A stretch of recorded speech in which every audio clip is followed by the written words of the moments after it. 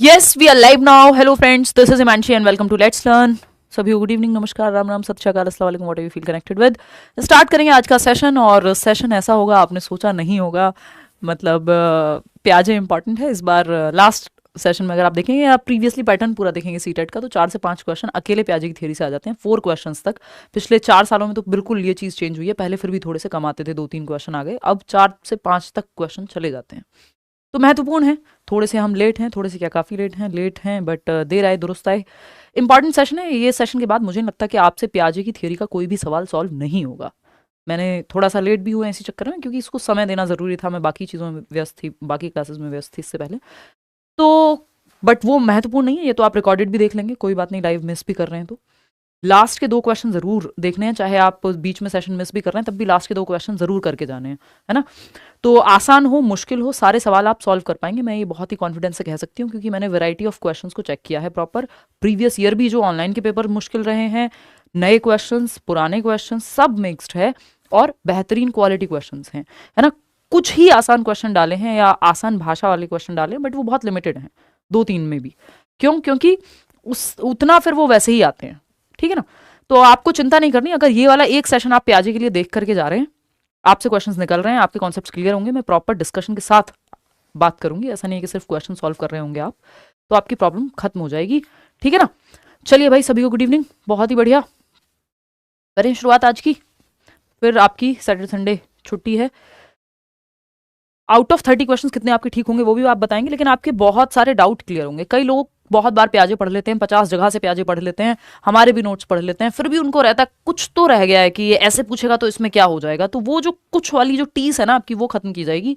वो एकदम मुझे पता है कि कहाँ दर्द कहाँ होता है, नब्ज पता है मुझे कि आपको दिक्कत कहाँ आ सकती है। प्याजे के बहुत सेशंस आपने देखे होंगे इससे पहले, बट आज का डिस्कशन अहम रहने वाला है और पूरा कंप्लीट डिस्कशन देखिएगा। प्याजे क्वेश्चन नहीं होंगे गलत, ना डीट प्लस में होंगे कल को मुश्किल क्वेश्चन, आसान क्वेश्चन, ना कल को केंद्रीय विद्यालय में वापस से पेडागोजी आ जाए उसमें भी नहीं होंगे। सीटेट में तो भूल ही जाओगे, गलत होने वाले हैं। चलिए, ये लाइक शेयर सब्सक्राइब आप कर दीजिएगा, वो आपकी इच्छा है और आप कर भी देंगे, करते ही हैं। पीडीएफ आपको पेंडिंग पीडीएफ काफ़ी सारी हो गई हैं, तो मुझे अभी याद आया, राहुल लिख लो यार, ये 2-3 काम मेरे से प्लीज़ करा लेना। एक तो डीट प्लस भी सेमिनार का वीडियो, और एक ये पीडीएफ शेयर करना है, और एक और कोई काम था जो मुझे याद आ रहा था, अब मैं भूल चुकी हूँ। एनीवे, ये मिलेंगी कहाँ पीडीएफ? तो टेलीग्राम चैनल पे या लेट्स लर्न की ऐप पे भी हम डलवा देंगे, ठीक है। अभी भी किसी को लगता है कि कोर्स लेके सिर्फ नोट्स पढ़ लेंगे, की नोट्स पढ़ लेंगे एनसीईआरटी के, एसएसटी वगैरह के, तो आप करियर वाला ऐप डाउनलोड करके वहाँ एनरोल कर सकते हैं। सिंपल सी बात है, सीटेट के बैच में या अदर बैचेस में भी, if you are preparing for any other exam, all the best. कल जिनका भी केंद्रीय विद्यालय का एग्जाम है या परसों जिनका भी केंद्रीय विद्यालय का एग्जाम है, अपनी तरफ से बेस्ट दे करके आइएगा। चलिए, क्वेश्चन नंबर 1 पे आते हैं, समझते हैं कहानी क्या है। मैंने नए क्वेश्चंस, नए एज इन जो रिसेंटली भी पूछे गए हैं, जिस तरह से पूछे गए हैं, उनको भी इंक्लूड किया है। अब आप आंखें बंद करके बस 30 सवाल सॉल्व कर लीजिए। ये 30 सवाल सॉल्व करने में मैं जो भी छोटा डाउट होगा वो आपका क्लियर कर दूंगी।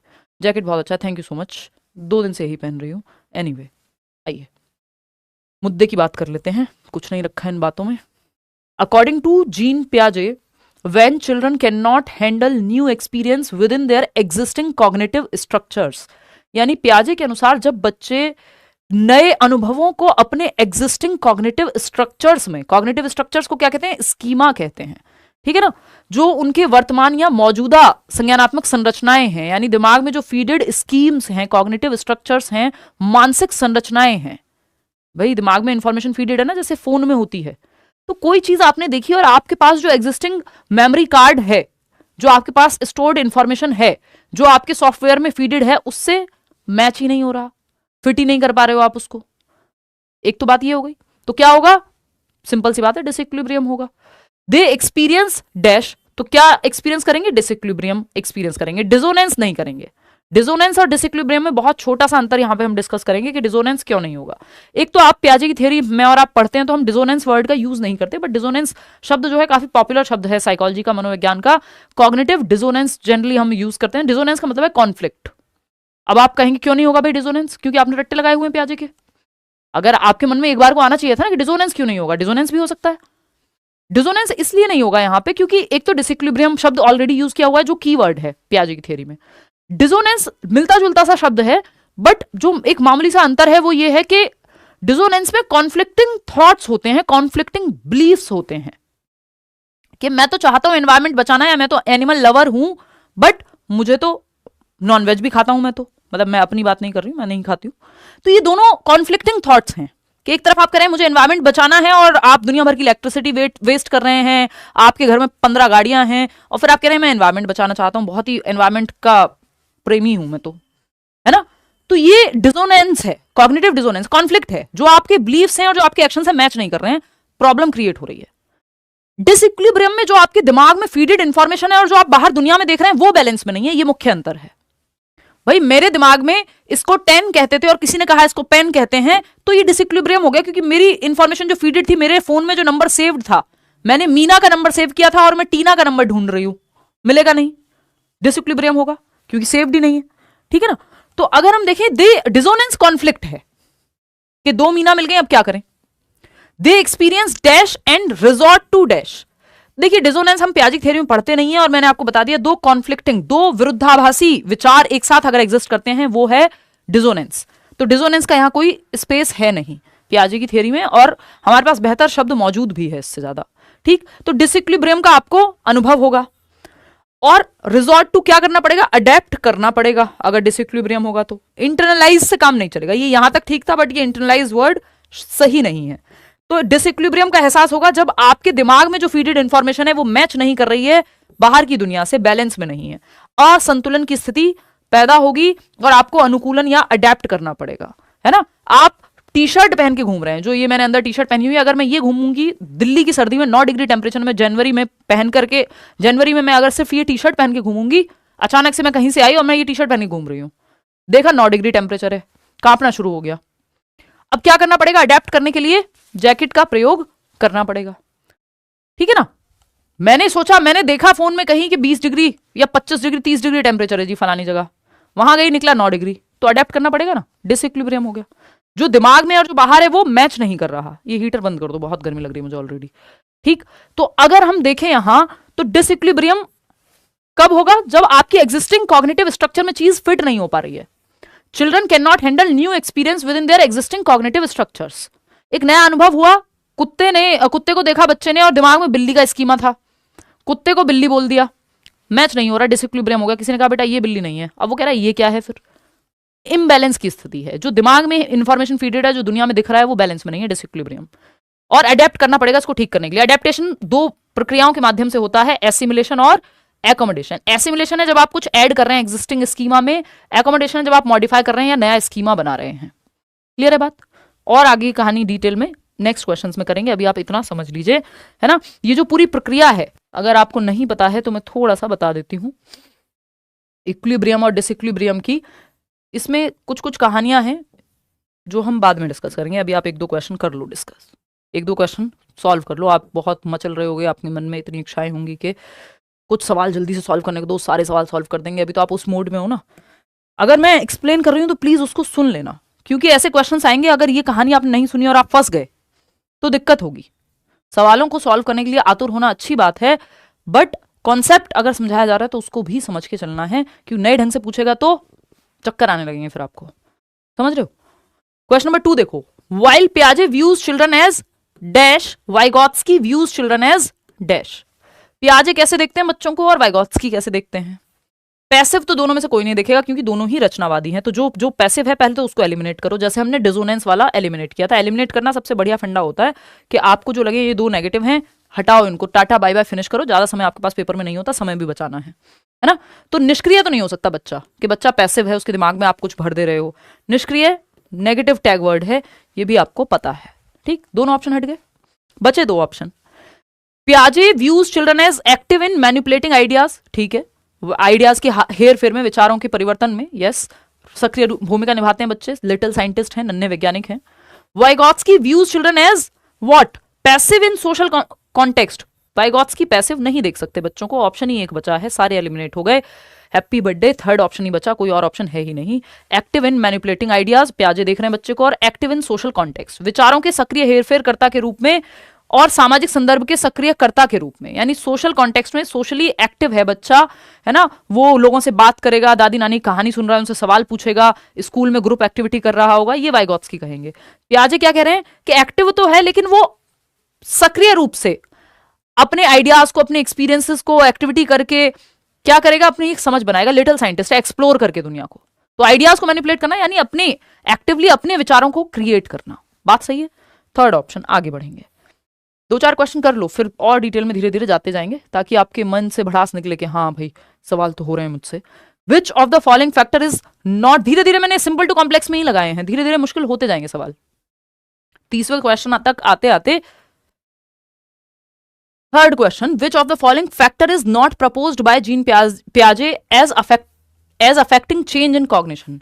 संज्ञान यानी दिमाग के विकास, सोचने समझने की शक्ति को हम संज्ञान कह रहे हैं, सोचना समझना चीजों को जानना, आपके दिमाग के विकास को। इंटेलेक्चुअल डेवलपमेंट की स्टेजेस दी हैं पियाजे ने, ये भी कहा जाता है बौद्धिक विकास, मेंटल डेवलपमेंट या कॉग्निटिव डेवलपमेंट, जिसमें दिमाग से संबंधित जितनी भी प्रक्रियाएं हैं वो आती हैं। पियाजे और वाइगोत्स्की ने दोनों ने ही कॉग्निटिव डेवलपमेंट की बात की है। PCSE जो 4 प्रकार हैं मुख्य विकास के, डेवलपमेंट के, जिसमें जो कॉग्निटिव है, फिजिकल, कॉग्निटिव, सोशल, इमोशनल, शारीरिक विकास, संज्ञानात्मक विकास, सामाजिक और सामवेगिक विकास। तो ये जो संज्ञानात्मक विकास है इसकी थियरी पियाजे और वाइगोत्स्की ने दी है। ठीक, संज्ञानात्मक विकास में होता क्या है, आपके जो भी काम दिमाग से होते हैं, thinking, reasoning, problem solving, memory, perception, decision making, imagination, ये सारी चीजें जो भी काम आप दिमाग से करते हैं वो कॉग्निशन यानी कॉग्निटिव डेवलपमेंट में आते हैं। तो कैसे बच्चे का दिमागी विकास होता है इसकी बात इन्होंने 4 स्टेजेस में की है और 4 एक्टिविटी की बात की है। कितने लोग हैं जो फोर्थ ऑप्शन कह रहे हैं? 73% लोग, बिल्कुल सही है ना। कल्चरल टूल्स की बात वाइगोत्स्की करते हैं ना कि पियाजे। कल्चरल टूल्स की बात वाइगोत्स्की करते हैं ना कि पियाजे। Which of the following factor is not proposed by Jean पियाजे as affecting change in cognition. कौन सा कारक जीन पियाजे ने नहीं दिया है? नॉट लिखा हुआ है, ध्यान से देखिएगा। नॉट वाले क्वेश्चंस आसान होते हैं बट हम जल्दीबाजी में गलत कर देते हैं कई बार, है ना। सांस्कृतिक उपकरण की बात उन्होंने नहीं की है क्योंकि सोसाइटी, कल्चर और लैंग्वेज की बात वाइगोत्स्की करते हैं। शॉर्ट ट्रिक है, सिंपल। पियाजे की अगर आप बात करेंगे तो ये 4 फैक्टर हैं, इन्होंने फैक्टर भी 4 दिए हैं और स्टेजेस भी 4 दिए हैं। जो संज्ञानात्मक विकास के चरण हैं SPCF, वो स्टेजेस हैं। 2 चीजों का ध्यान रखना है हमको कि स्टेजेस ऑफ डेवलपमेंट की जब हम बात कर रहे हैं पियाजे के अकॉर्डिंग तो चरण अलग हैं, फैक्टर्स अलग हैं, है ना। मुझे समझा लेने दो शुरुआत में, ये मत कहना ये तो पता है, जिनको पता है उनको पता है, जो नए हैं एक बार समझते रहेंगे साथ साथ। स्टेजेस और दूसरा क्या है अपना फैक्टर्स, तत्व जिसको हम कहते हैं। तो 4 फैक्टर्स हैं और 4 ही स्टेजेस हैं, चरण और कारक। चरण डिफरेंट हैं, कारक डिफरेंट हैं। इतनी बात क्लियर है? आप कहेंगे क्लियर है, नहीं है तो कर देंगे। SPCF स्टेजेस हैं 4, ठीक है जी। कारक क्या है? MESE, शॉर्ट ट्रिक है, सिंपल, जन्मों से डिस्कस करते आ रहे हैं हम, है ना। अब आप कहेंगे जन्मों से कैसे करते आ रहे हैं, मान लो आप कह रहे हैं तो ठीक। SPCF सेंसरी मोटर, संवेदी परक अवस्था, जन्म से 2 वर्ष, प्री ऑपरेशनल 2 से 7 वर्ष, पूर्व संक्रियात्मक अवस्था कहते हैं। कॉन्क्रीट ऑपरेशनल 7 से 11 वर्ष, मूर्त संक्रियात्मक अवस्था कहते हैं। 11 एंड अबव फॉर्मल ऑपरेशनल, औपचारिक संक्रियात्मक। ये 4 अवस्थाएं। सीक्वेंस पूछ लेता है, नाम पूछ लेता है, उसमें भी गलती करके आ जाते हैं कई लोग ओवर एक्साइटेड होके। आसान क्वेश्चन में ओवर एक्साइटमेंट में आप लोग गलती करते हैं, ये ध्यान रखिएगा बात। और सारे क्वेश्चन मुश्किल नहीं आते हैं, ये भी ध्यान रखिएगा बात। MESE मैचुरेशन यानी परिपक्वता एक फैक्टर है, यानी आपकी जेनेटिक्स या आपकी हेरिडिटी जो है पियाजे के अकॉर्डिंग महत्वपूर्ण भूमिका निभाती है आपके संज्ञानात्मक विकास में। मैचुरेशन जो कि हाईली रिलेटेड टू हेरिडिटी है, यानी हम कहेंगे परिपक्वता। दूसरा है एक्सपीरियंस, जिसको एक्टिविटी भी कह सकते हैं। ये आता है क्वेश्चन, कई बार आया हुआ है कि अलग अलग शब्द बदल के ये 4 फैक्टर में से एक फैक्टर पूछ लेगा कौन सा है या कौन सा नहीं है। जैसे इस बार नॉट दिया हुआ था तो आपने फटाक से पहचान लिया, होता कौन सा उसमें बड़ी कंफ्यूजन होती है। अभी आएगा एक क्वेश्चन वो भी। सोशल एक्सपीरियंस, भाई पियाजे ने पूरी तरह से सामाजिक इंटरेक्शन को उतना महत्व नहीं दिया जितना वाइगोत्स्की ने दिया है, बट इन्होंने भी काउंट किया है सोशल इंटरेक्शन को। फिर आता है इक्विलिब्रेशन, यानी जिसको हम कहते हैं संतुलन, के जो दिमाग में है और दुनिया में है उसको हम बैलेंस में लाते हैं, ब्ला ब्ला। इक्विलिब्रेशन में 2 चीजें होती हैं, एक अडेप्टेशन जिसमें एसिमिलेशन और एकोमोडेशन है, और दूसरी चीज इसमें क्या होती है? दूसरी होती है ऑर्गेनाइजेशन, यानी दिमाग में कैसे आप ऑर्गेनाइज करके रखेंगे इन्फॉर्मेशन को, ठीक है। अडेप्टेशन, उसमें एसिमिलेशन और एकोमोडेशन, समायोजन और आत्मसातीकरण। समझ में आ गई पूरी कहानी पियाजे की? क्लियर है? तो ये दीज आर 4 फैक्टर्स। मैचुरेशन को परिपक्वता या हेरिडिटी या जेनेटिक्स को महत्वपूर्ण माना है पियाजे ने, ये कह सकते हो। एक्सपीरियंस, E फॉर एक्सपीरियंस, यानी अनुभव, यानी एक्टिविटी करके, अनुभव लेके यानी एक्टिविटी करके बच्चा सीखता है। सोशल एक्सपीरियंस लेकर के, सामाजिक अनुभव लेकर के। E फॉर इक्विलिब्रेशन, इक्विलिब्रेशन में जाकर के फिर अडेप्टेशन, अडेप्टेशन में एसिमिलेशन और एकोमोडेशन, और ऑर्गेनाइजेशन में समायोजन, जिसको हम वर्गीकरण कहते हैं, उसमें कुछ नहीं है, वो अपने आप में इंडिपेंडेंट है। इतनी बात क्लियर है जी? चलिए खैर, तो ये कहानी है। तो इक्विलिब्रेशन यहाँ पे यस, MESE में देख लो तो E for experience yes, E for equilibration, yes. Experience को एक्टिविटी भी कह सकते हैं। बायोलॉजिकल मैचुरेशन, ये मैचुरेशन बायोलॉजिकल ही होता है, ये बस कहानी इन्होंने ऐसी लिख दी है, मैचुरेशन का मतलब ही बायोलॉजिकल है, क्योंकि maturation highly related to heredity, आपके दांतों के निकलने में आपका कोई रोल नहीं है, वो बायोलॉजिकली मैच्योर होना है ना। या प्यूबर्टी हिट होना लड़कों में, लड़कियों में मेंस्ट्रुएशन साइकिल का शुरू होना, पीरियड्स का शुरू होना, लड़कों में दाढ़ी मूंछ आना, ये बायोलॉजिकल मैचुरेशन है। आपका और मेरा इसमें कुछ हमने खुद से नहीं किया है, ठीक। तो ये बायोलॉजिकल मैचुरेशन बायोलॉजिकल ही होता है, हाईली रिलेटेड टू हेरिडिटी ही होता है, ठीक। यहां पे कई बार क्या दे देगा, ऑप्शन दे देगा, यहां पे मान लो लैंग्वेज दिया होता तो आप लैंग्वेज लगा देते, क्योंकि लैंग्वेज इन 4 फैक्टर्स में नहीं आता। प्याजे ने उतना महत्व लैंग्वेज को नहीं दिया या ईगोसेंट्रिक स्पीच को नहीं दिया, इस बार का आया हुआ क्वेश्चन है ना। ये पहले भी आ चुका है, बस भाषा बदलती है, समझ रहे हो। रिपीट होते हैं क्वेश्चन भरपूर, बस थोड़ा थोड़ा कान मरोड़ते रहेंगे, मतलब समझ रहे हो ना, यहां से ना पकड़ के यहां से पकड़ लेंगे, थोड़े से बात को बदलेंगे और क्वेश्चन पूछ लेंगे। क्वेश्चन नंबर 4 देखिएगा इसी बात पे। पियाजे described cognitive development as occurring in, पियाजे ने संज्ञानात्मक विकास का किस प्रकार वर्णन किया है, कैसे अकर होता है, कैसे घटित होता है संज्ञान का विकास। अ कॉन्टिन्यूअस कॉन्टिन्यूअम, यानी एक सतत निरंतरता के रूप में, सतत रूप से होता रहता है, ये कहोगे, बताओ कहोगे ऐसा, क्या क्या दिखाओ, टाइम चेंज कर दीजिए, कर देंगे यार, मैं 9 बजे पे लेके आऊंगी किसी तरह से, अभी मैं वापस आई हूँ, दोबारा फ्लो में आने की कोशिश कर रही हूँ, somehow I will change the time change कीजिए, बिल्कुल बिल्कुल मैं समझ रही हूँ आपकी बात। अभी मैं ये नहीं चाहती हूँ कि छुट्टी हो, इसलिए मैं लेट लतीफ जब आती हूँ आ जाती हूँ, है ना। तो टाइम मंडे से प्रोबेबली 9 से 9:15 के बीच में, 9 पे ही मैं आने की पूरी कोशिश करूँगी कि 9 बजे ही हम मिल जाएं। चलो मैं कोशिश करती हूँ, मतलब वादा नहीं कर रही हूँ, बट वादे के समान ही है ये बात, मेरा पूरा प्रयास रहेगा कि मंडे से 9 बजे मिले हम, ये 10 बजे जो हम इतना लेट कर देते हैं वो ना करें, क्योंकि आगे आने वाले जितने भी सेशंस हैं अगले 1 महीने तक बेहद महत्वपूर्ण आपके लिए होने वाले। मैं लिमिटेड सेशंस लेती हूँ, रात दिन यूट्यूब पे नहीं दिखती हूँ आपको, बहुत साल हो गए, उम्र हो गई है यूट्यूब के हिसाब से, और बट जितने सेशंस होंगे काम के होंगे, देखिएगा। एनीवे, तो अगर हम देखें, पियाजे described cognitive development as occurring a continuous continuum, third option कह रहे हैं 75% लोग। मुझे बहुत अच्छा लग रहा है, आप ऐसे ऐसे जवाब देते हैं तो मेरा दिल एकदम खुश हो जाता है, मुकम्मल हो जाता है, खुश, ठीक है। कॉन्टिन्यूस कॉन्टिन्यूम अगर यहाँ वाइगॉत्स्की लिखा होता तो आप कह देते। पियाजे विकास की प्रक्रिया को डिसकॉन्टिन्यूस मानते हैं, क्योंकि इन्होंने स्टेजेस की बात की है, स्टेजेस में टूट करके विकास की प्रक्रिया चलती है, और जो भी व्यक्ति स्टेजेस की बात करेगा, चाहे वो कोहलबर्ग हो, पियाजे हो, वो विकास को कॉन्टिन्यूस नहीं मान सकता, वो डिसकॉन्टिन्यूस मानेगा, ऐसा सा कुछ चार्ट बनेगा। बात सही है या नहीं है? सही है। SPCF, sensory motor, pre operational, concrete operational, formal operational. Vygotsky की अगर हम बात करेंगे तो कुछ ऐसा दिखने वाला चार्ट बनेगा, क्योंकि वो कॉन्टिन्यूस है, उन्होंने स्टेज की बात नहीं की है। डिसकॉन्टिन्यूस वाले ये नहीं कहते कि विकास बंद हो जाएगा एक टाइम के बाद, 11 साल के बाद विकास की प्रक्रिया बंद हो गई, वो चलेगी, लेकिन स्टेजेस में टूट करके ब्रेक होकर के चलिए, तो ये एक अंतर है। 4 overlapping culture specific stages, culture को इन्होंने इतना महत्व दिया ही नहीं है, संस्कृति जो है उतनी महत्वपूर्ण भूमिका निभाती ही नहीं है पियाजे की थियरी में, वाइगॉत्स्की में निभाएगी।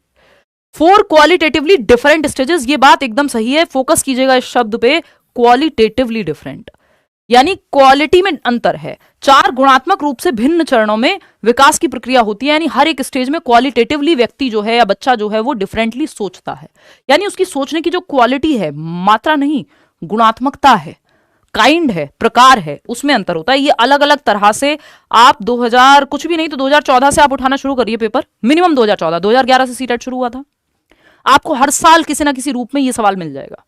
4 क्वालिटेटिवली डिफरेंट स्टेजेस, या children's thinking differs in kind not quantity, kind not amount, ये शब्द आपको तीनों मिल जाएंगे, क्वांटिटी लिखा हुआ मिले, काइंड लिखा हुआ मिले, अमाउंट लिखा हुआ मिले, समझ रहे हो। तो क्वांटिटी में प्याजे कह रहे हैं children's thinking differs qualitatively, quantity में नहीं, क्वालिटेटिवली। आप भी सोच रहे हैं, बच्चा भी सोच रहा है, मात्रा में अंतर नहीं है, मात्रा से हमें फर्क भी नहीं पड़ता, यहां पे गुणात्मकता में अंतर है।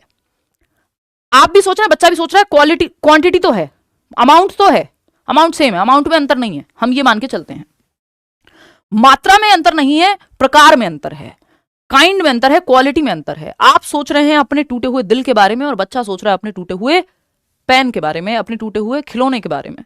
मैं अभी कल परसों भी मैं अपनी क्लास में करियर विल पे भी एग्जांपल दे रही थी कि हमारे नेबर हैं, तो मैं दुबई से कुछ कुछ लेके आई सबके लिए, तो उनके पास में कुछ देने के लिए गई गिफ्ट्स, वो बच्चे के लिए भी चॉकलेट लाई थी, तो वो 2.5 साल का बच्चा है, 2.5-3 साल का होगा, इतना ही है। तो वो खेल रहा था अपना, हम सब बातें कर रहे थे, फिर वो थोड़ी देर में रोना शुरू कर दिया उसने, मस्त खेल रहा था, हाय बुआ ये वो दुनिया भरी बातें करके मस्त वो अपना लगा हुआ था और खेल रहा था अपने खिलौनों से, अचानक से रोना शुरू कर दिया। तो भैया ने पूछा जो उसके फादर हैं, क्या हुआ? तो कह रहा है ये पेपा पिग बाइक पे नहीं बैठ रहा, और वो सीरियसली रो रहा है पूरे ड्रामे करके। देख रहे हो, वो पेपा पिग आजकल एक कार्टून आता है, तो कि ये पेपा पिग है, उसके पास एक टॉय है और वो बाइक पे नहीं बैठ रहा, इस बात के लिए वो रो रहा है। अब सीरियस है वो अपनी प्रॉब्लम को लेके, हल्के मत ले लेना। तो अब एक तो ईगो सेंट्रिज्म दिखता है हमें इस एग्जांपल में, कि बच्चा सेल्फ सेंटर्ड है, कि तुम्हारी बातें चल रही होंगी दुनिया की, यहां मेरा पेपा पिग इस बाइक पे नहीं बैठ रहा, तुम्हें अपनी पड़ी है, तो वो रोना शुरू। दूसरी एक चीज है, विचार उसके यहां अंदर भी आ रहे हैं, आपके अंदर भी आ रहे हैं, आपकी चर्चा डिफरेंट है, उसकी क्वालिटी डिफरेंट है, तो काइंड में अंतर है, क्वालिटी में अंतर है, प्रकार तो सेम ही है, अमाउंट तो सेम ही है, वो भी किसी चीज में लगा हुआ है, उसके पास भी विचार है, आपके पास भी विचार है, समझ रहे हो? तो ये जो है 4 क्वालिटेटिवली डिफरेंट स्टेजेस हैं, ना कि क्वांटिटेटिवली, ध्यान रखिएगा। 3 प्रोग्रेसिव लेवल्स नहीं, 4 स्टेजेस हैं। क्लियर? आगे बढ़ेंगे। क्वेश्चन नंबर 5 देखिएगा। अकॉर्डिंग टू जीन पियाजे, a child who is unable to understand the logic behind simple mathematical reversals such as 3 plus 6 is equal to 9, 3 जमा 6 होते हैं 9, और 6 में से 3 अगर हम घटा दें तो 3 बचते हैं, 6 minus 3 is equal to 3, it is because of. पियाजे के अनुसार एक बच्चा जो सरल गणितीय उत्क्रमण, एक बेसिक सी इक्वेशन है, सिंपल मैथमेटिकल रिवर्सल है, कि जो आपका 3 plus 6 is equal to 9, 3 और 6 को जोड़ दो तो 9 होते हैं, और 6 में से 3 घटा दो तो 3 बचते हैं, ये बेसिक रिवर्सल है, ठीक है ना? इसको ऐसे भी देख सकते हो कि 4 plus 5 is equal to 9 और 9 minus 5 is equal to 4, ये बेसिक रिवर्सल है। रिवर्स किया है बस अंकों को, किस में आएगा, क्या कहेंगे इसको? एक बच्चा जिसको who is unable to understand, उसको समझ में नहीं आ रहा ये बेसिक रिवर्स हुआ कैसे, कि 5 में से 4 घटाओ या 9 में से 5 घटाओ तो 4 बचता है, और 4 plus 5 9 होता है। रिवर्स नहीं कर पा रहा बच्चा अपने एक्शंस को, तो ये एनिमिस्टिक थिंकिंग है? नहीं, एनिमिस्टिक थिंकिंग होती है जब वो रियल समझता है नॉन लिविंग ऑब्जेक्ट को, कि इस पेन से उसको चोट लग गई, रस्सी से चोट लग गई, तो इस रस्सी ने चोट लगाई है। चींटी मर गई वाला एग्जांपल हम बहुत बचपन में यूज करते थे, आप गिर गए और आप रोने लगे, आपने कहा ये यहां मुझे चोट लग गई, तो आपके माँ बाप जमीन को पीट करके कहते थे अरे चींटी मर गई, मेरे बच्चे को मारेगी, ये वो बच्चा खुश है, क्योंकि उसको लगता है निर्जीव चीज में भी जान है। ये है एनिमिस्टिक थिंकिंग। निर्जीव को सजीव समझता है कि सूरज को गुस्सा आया होगा या फिर बारिश होगी क्योंकि मेरा यार हंस रहा है, बारिश की जाए, एनिमिस्टिक थिंकिंग है। हंस रहा है, रो रहा है, जो भी है ना? तो मतलब दुनिया जो है आपके हिसाब से चल रही है, या किसी ने बाल्टी होल्ड करके रखी होंगी और वो छोड़ दी तो बारिश होनी शुरू हो गई, ये क्वेश्चन आया हुआ है ना?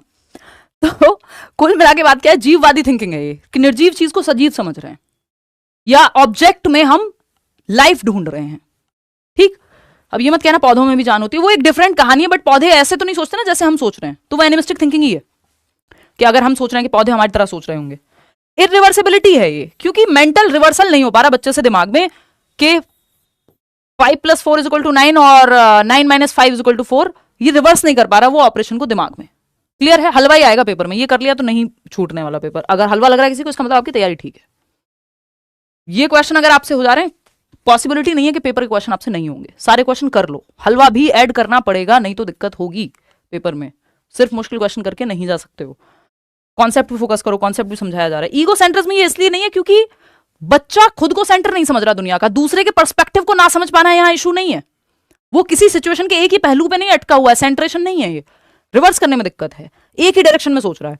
परसेप्चुअल सेंट्रेशन ये नहीं है, क्यों? क्योंकि परसेप्चुअल सेंट्रेशन में आप किसी एक पहलू पे सोचते हैं, दूसरा पहलू नहीं सोच पाते, यहां रिवर्स करने में दिक्कत है। यहां पे सिर्फ आप फॉरवर्ड थिंकिंग करते हैं, रिवर्सिबिलिटी की जब दिक्कत होती है तो, कि बस आगे ही सोच पा रहे हैं, पीछे नहीं रिवर्स कर पा रहे हैं। तो ऐसा तो नहीं है ना कि उसे 4 plus 5 में दिक्कत आ रही थी, वहां ठीक था, लेकिन जैसे रिवर्स करना हुआ तो दिक्कत आई। इतनी बात क्लियर है? तो ये इरिवर्सिबिलिटी का उदाहरण है। और कब होती है रिवर्सिबल थिंकिंग? 2 से 7 वर्ष प्री ऑपरेशनल स्टेज में। ईगोसेंट्रिक कब होता है? ये भी 2 से 7 वर्ष में ही होता है बच्चा। अच्छा, एक क्वेश्चन मैं आपको ऐसे ही दे देती हूँ, ऐसे ही पूछ लेती हूँ कि बच्चा है, 1 मिनट रुकना, या कोई बात नहीं, चलने दो पोल। बच्चा है, कौन सी स्टेज में पास्ट, प्रेजेंट और फ्यूचर की एक प्रॉपर समझ डेवलप हो जाएगी? पास्ट, प्रेजेंट और फ्यूचर की, पास्ट, प्रेजेंट एंड फ्यूचर की एक अच्छी खासी समझ विकसित हो जाएगी। किस स्टेज में? पहला ऑप्शन है आपके पास, ऑप्शन दे दो इनको, एक नया पोल दे दो। Sensory motor stage, sensory motor stage 0 to 2 years, concrete operational stage मूर्त संक्रियात्मक अवस्था 7 से 11 वर्ष, प्री ऑपरेशनल स्टेज पूर्व संक्रियात्मक अवस्था, प्री ऑपरेशनल स्टेज 11 कहाँ है मेरा, 2 से 7 वर्ष, और वो कॉन्क्रीट के बाद फॉर्मली आता है ना दिमाग में, और formal operational stage 11 and above. अब आप बताएंगे सही जवाब क्या होगा। पास्ट, प्रेजेंट एंड फ्यूचर की सही समझ विकसित हो जाती है बच्चे में। शब्द पे ध्यान दीजिएगा कि understanding of past, present and future is good. मैं ये शब्द यूज कर रही हूं कि एक ठीक ठाक अंडरस्टैंडिंग विकसित हो जा रही है। बताइए फटाफट। बहुत बढ़िया, सब अलग अलग जवाब दे रहे हैं। चलिए बहुत बढ़िया, मुझे सुकून है कि आप सही जवाब दे रहे हैं। मुझे लग रहा है कुछ दिन पहले करा दिया है ये आपको, तभी आप सही जवाब दे पा रहे हैं। हाँ, और अगर मैं अब इसका जवाब बदल दूं, अगर मैं लिख दूं पास्ट, प्रेजेंट एंड फ्यूचर की अंडरस्टैंडिंग बिगिंस या स्टार्ट्स टू बिगिन, ये लिख दूं तो दो, अब नया जवाब दो। इसी में शुरुआत कब हो जा रही है? अभी तो आप सही जवाब दे रहे हैं, बट मैं जवाब बोलूंगी नहीं क्योंकि फिर आपको सबको समझ में आ जाएगा। शुरू कब होती है? ये जो पास्ट, प्रेजेंट और फ्यूचर की, यानी बीता हुआ कल, आज का वर्तमान और आने वाला कल, इनकी शुरुआत समझने की इस चीज को प्री ऑपरेशनल स्टेज में होती है ना। जो बिगिंस वाली बात है तो ये प्री ऑपरेशनल में 4 साल के आसपास, और एक प्रॉपर अंडरस्टैंडिंग डेवलप हो जाएगी 7 साल के करीब। तो अगर ऐसे आए कि सिर्फ पास्ट, प्रेजेंट एंड फ्यूचर की समझ विकसित हो जाती है तो कॉन्क्रीट ऑपरेशनल, और ये क्वेश्चन कॉन्क्रीट ऑपरेशनल के कॉन्टेक्स्ट में ही आया हुआ है। लेकिन अगर पूछ ले कि बिगिन, शुरुआत कब हो रही है, तो प्री ऑपरेशनल 2 से 7 वर्ष। इतना आप ध्यान रखेंगे। समझ गए बात? कोई दिक्कत परेशानी? बिगिंस नहीं लिखा होता तो कॉन्क्रीट ऑपरेशनल सही था। ठीक है जी, चलिए खैर आगे बढ़ते हैं। यहां पे समझ लेते हैं 2 इंपॉर्टेंट कॉग्निटिव, क्वेश्चन नंबर 6 है 2 important cognitive development milestones of sensory motor stage of Piaget's theory of cognitive development are. 2 important milestone है सेंसरी मोटर स्टेज के, संवेदी परक अवस्था, संवेदी गामक अवस्था, या फिर इसको हम क्या कह देते हैं, जन्म से 2 वर्ष की अवस्था, इंद्रिय गामक अवस्था। सेंसेस प्लस मोटर एक्टिविटीज के माध्यम से बच्चा अपनी समझ बनाता है, यानी फिजिकल एक्टिविटी करके और अपने जो 5 सेंसेस हैं, देखना, सुनना, टच करना, है ना, और स्मेल करना, टेस्ट करना, ये 5 सेंसेस यानी चीजों को छू के। ये ऐसे भी पूछा जाता है कि कौन सी स्टेज है जिसमें बच्चा अपनी आंखों से, अपने कानों से, अपने हाथों से सोचता है, यानी अपने सेंसेस से सोचता है। Senses are teachers, sensory motor stage. ठीक, 75% लोग जो है सी ऑप्शन दे रहे हैं, जो कि हमें सही भी लग रहा है। देखिए एनिमिज्म जो है सिंपल, आपको पता है 2 से 7 वर्ष की अवस्था है, तो ये चेक करने की भी जरूरत नहीं है क्योंकि यहाँ पे जन्म से 2 वर्ष की बात हो रही है सेंसरी मोटर की। क्लासिफिकेशन भी 7 से 11 में आता है, CCS, क्लासिफिकेशन, कंजर्वेशन और ऑर्गेनाइजेशन या सीरिएशन। ऑब्जेक्ट परमानेंस, ये आपका इस स्टेज के एंड तक अचीव हो जाता है। ये एकमात्र स्टेज है जन्म से 2 वर्ष की जिसमें लैक ऑफ ऑब्जेक्ट परमानेंस भी है, वस्तु स्थायित्व की कमी भी है, और वस्तु स्थायित्व अचीव भी हो जाता है इसी उम्र में। बात सही है? वस्तु स्थायित्व और स्थगित अनुसरण या फिर डेफर्ड इमिटेशन, ये मैं हमेशा जब भी हम डिस्कस करते हैं सेंसरी मोटर स्टेज तो ये डिस्कस करते ही हैं। Reversibility of thought and hypothetico deductive reasoning, reversibility आ जा रही है 7 से 11 में, हाइपोथेटिको डिडक्टिव रीजनिंग आ रही है 11 to 15 या 11 एंड अबव में। तो ये दोनों ही अलग अलग स्टेज की बात हो गई। ठीक, सिर्फ थर्ड ऑप्शन ही सही है। ऑब्जेक्ट परमानेंस आप समझते हैं, ऑब्जेक्ट सामने नहीं है तब भी बच्चा उसको ढूंढेगा। आपने कोई ऑब्जेक्ट छिपा दिया, उसका टॉय छिपा दिया, वो उसको ढूंढेगा। इसका मतलब ऑब्जेक्ट परमानेंट हो गया दिमाग में, इस स्टेज के एंड तक आते आते हो जाता है। अगर शुरुआत की बात है, शुरू के 6 महीने की बात है, बच्चे की 8 महीने तक की भी बात है, तब भी बच्चा फिर वो ढूंढेगा नहीं, थोड़ी देर में भूल जाएगा कि आपने कोई खिलौना उससे लेके छिपा दिया। तो इसका मतलब ऑब्जेक्ट परमानेंट नहीं हुआ है। तो लैक ऑफ ऑब्जेक्ट परमानेंस भी इसी स्टेज में है, और आपका अचीवमेंट ऑफ ऑब्जेक्ट परमानेंस भी इसी स्टेज में है। बात सही है कि नहीं? मैं पढ़ तो रहा हूं बट पीवाईक्यू हार्ड जा रहे हैं। सॉल्यूशन कोई बात नहीं, करोगे तभी तो होगा भाई। मेहनत जब कंसिस्टेंटली करोगे तो आसान लगने लग जाएगा। और हम पढ़ किस ले रहे हैं? कॉन्सेप्चुअल क्लैरिटी यहां से आएगी। तो ऑब्जेक्ट परमानेंस की कमी, ऑब्जेक्ट परमानेंस क्या होता है? Out of site, out of mind ना हो। इसका मतलब ऑब्जेक्ट परमानेंट हो गया कि आपके सामने नहीं भी है तब भी आपको याद है वो चीज। तो ये सेंसरी मोटर स्टेज की शुरुआत में इसकी लैक ऑफ ऑब्जेक्ट परमानेंस, और एंड तक आते आते अचीवमेंट हो जाती है ऑब्जेक्ट परमानेंस की। अब डेफर्ड इमिटेशन क्या है? इमिटेशन का मतलब सिंपल अनुकरण या नकल करना होता है। डेफर्ड का मतलब है डिलेड। ये भी सेंसरी मोटर स्टेज की ही एक विशेषता है कि अब वो सेम टाइम पे, रियल टाइम पे नहीं। जैसे ये लाइव चल रहा है, लाइव में बच्चे ने देखा मम्मी को लिपस्टिक लगाते हुए, काजल लगाते हुए, पापा को शेव करते हुए, तो उसने तब नहीं किया रिपीट, तब इमिटेट नहीं किया, डेफर करके, डिलेड। किसी दिन मम्मी पापा आए और बच्चे ने काजल लगाया हुआ है होठों पे और लिपस्टिक लगाई हुई है आंखों पे, सोचो, उसने डिलेड इमिटेशन, अनुकरण किया लेकिन रख करके दिमाग में, बाद में डेफर्ड, समझ रहे हो। चलिए खैर, मतलब क्वेश्चन नंबर 7 देखिएगा क्या कहता है ये। अकॉर्डिंग टू जीन पियाजे which of the following questions will be answered only by the children in formal operational stage. बहुत ही अमेजिंग क्वेश्चन, इसको हम हल्के में ले जाते हैं कई बार, इससे आपका बहुत बड़ा डाउट एक मैं क्लियर करूंगी अभी। औपचारिक संक्रियात्मक स्तर में कौन, सिर्फ औपचारिक संक्रियात्मक स्तर में कौन सा एक ऑप्शन है जो सॉल्व कर पाएगा बच्चा। औपचारिक संक्रियात्मक होती है 11+ years, 11 and above years, last stage है SPCF, F for formal operational. Abstract thinking आ गई, हाइपोथेटिको डिडक्टिव रीजनिंग आ गई। फटाफट बताओ यार, मैं हिंदी इंग्लिश जितना समय अभी बचा हुआ है और जितना मेरे पास है, हिंदी इंग्लिश की पेडागोजी पे सेशन ले पाऊंगी, CDP पे तो ऑफकोर्स मैं ले ही रही हूँ सेशंस।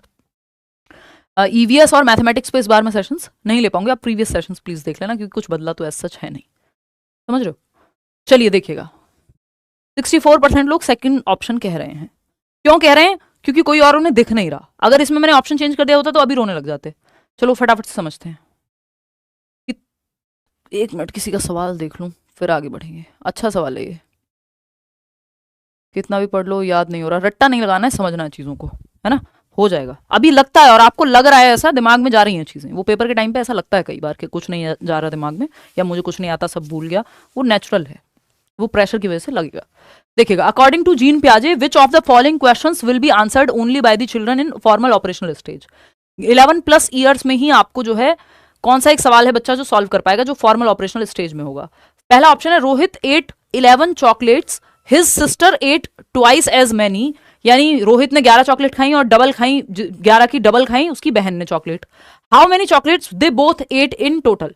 देखिए, चॉकलेट एक कॉन्क्रीट एग्जाम्पल है, यानी एक ऐसा उदाहरण है जो कॉन्क्रीट है, जिसको छुआ जा सकता है, जिसको देखा जा सकता है। ये कॉन्क्रीट ऑपरेशनल स्टेज की तरफ सिंपल चला जाएगा। ये 7 से 11 वर्ष में बच्चा सॉल्व कर लेगा, इसके लिए फॉर्मल ऑपरेशनल की जरूरत नहीं है। If A is greater then B and B is greater then C, what is the relation between A and C। भाई A बड़ा है B से और B बड़ा है C से, हु इज द टॉलेस्ट, या A एंड C के बीच में क्या रिलेशन है। तो आपको पता है A is greater then B and C both, A सबसे बड़ा है। सिंपल बात है ना, कि अगर राहुल बड़ा है, अब देखिए राहुल यूज करने पे यहां फिर भी ऐसा लग रहा है कि राहुल एक व्यक्ति होगा, या 3 बच्चों को खड़ा कर दिया और तब कहा कि राहुल बड़ा है सीमा से, सीमा बड़ी है रीमा से, तो आप कहेंगे इन तीनों में सबसे बड़ा कौन है, राहुल है। ये फिर भी कॉन्क्रीट है, क्योंकि आप देख पा रहे हो, वो इमेजिन कर पा रहे हो। ये सिंबॉलिक है, सिंबल्स पे इमेजिन करने को आपको कहा गया है ना। तो थोड़ा सा ये एब्स्ट्रैक्ट है, हमें नहीं पता एक्चुअली ये प्रपोजिशनल भी है और कुछ हद तक ट्रांजिटिविटी तो इसमें है ही, लेकिन ये थोड़ी एब्स्ट्रैक्ट चीजों को लेकर ट्रांजिटिविटी है। अगर यही कॉन्क्रीट चीजों को लेकर के आपसे पूछ लिया होता तो ये कॉन्क्रीट ऑपरेशनल हो जाता, क्योंकि कॉन्क्रीट ऑपरेशनल में ट्रांजिटिविटी तो आ जाती है, और ये ट्रांजिटिविटी का ही क्वेश्चन है ना, समझ रहे हो बात को। तो यही क्वेश्चन अगर पलट के आ गया, सारे लोग चक्कर खा गिरने लग जाएंगे। क्यों? क्योंकि इतना तो हमने सोचा ही नहीं इतना डीप में। अभी समझेंगे। How many whole numbers are there between 67 and 81। देखिए, होल नंबर्स भी निकाल लेता है, बेसिक अर्थमेटिक का क्वेश्चन है, 7 से 11 वर्ष में बच्चा करने लगता है। 7 + 9 तो बेसिक कैलकुलेशन है, कोई भी बच्चा बता देगा। ना बता पा रहा हो तो हम लिख देते हैं 16। बात सही है। तो ये भी आपका आराम से हो जाएगा 11 साल से पहले ही सॉल्व, ये भी 11 साल से पहले ही सॉल्व हो जाएगा। अर्थमेटिक बेसिक कैलकुलेशन बेस्ड है। यहां पे बच्चे की एब्स्ट्रैक्ट थिंकिंग लगेगी, या प्रपोजिशनल थॉट, जो कि प्रपोजिशनल या रेशो और प्रपोर्शन वाले जो क्वेश्चंस होते हैं वो 11+ ईयर्स में बच्चा कर पाता है बेहतर तरीके से सॉल्व। यदि A तुलनात्मक रूप से B से बड़ा है और B बड़ा है C से। देखिए, ट्रांजिटिविटी भी 2 तरह की है, एक तो है कॉन्क्रीट ट्रांजिटिविटी, जहां पे अगर हम कहते हैं कि राहुल बड़ा है रीमा से, रीमा बड़ी है सीमा से, तो वो फिर भी आप इमेजिन कर सकते हो कि 3 बच्चे हैं क्लास में और उनके बारे में बात हो रही है। ABC कोई बच्चा नहीं है, यहां पे सिंबल्स में एब्स्ट्रैक्ट थिंकिंग करनी पड़ेगी थोड़ी सी।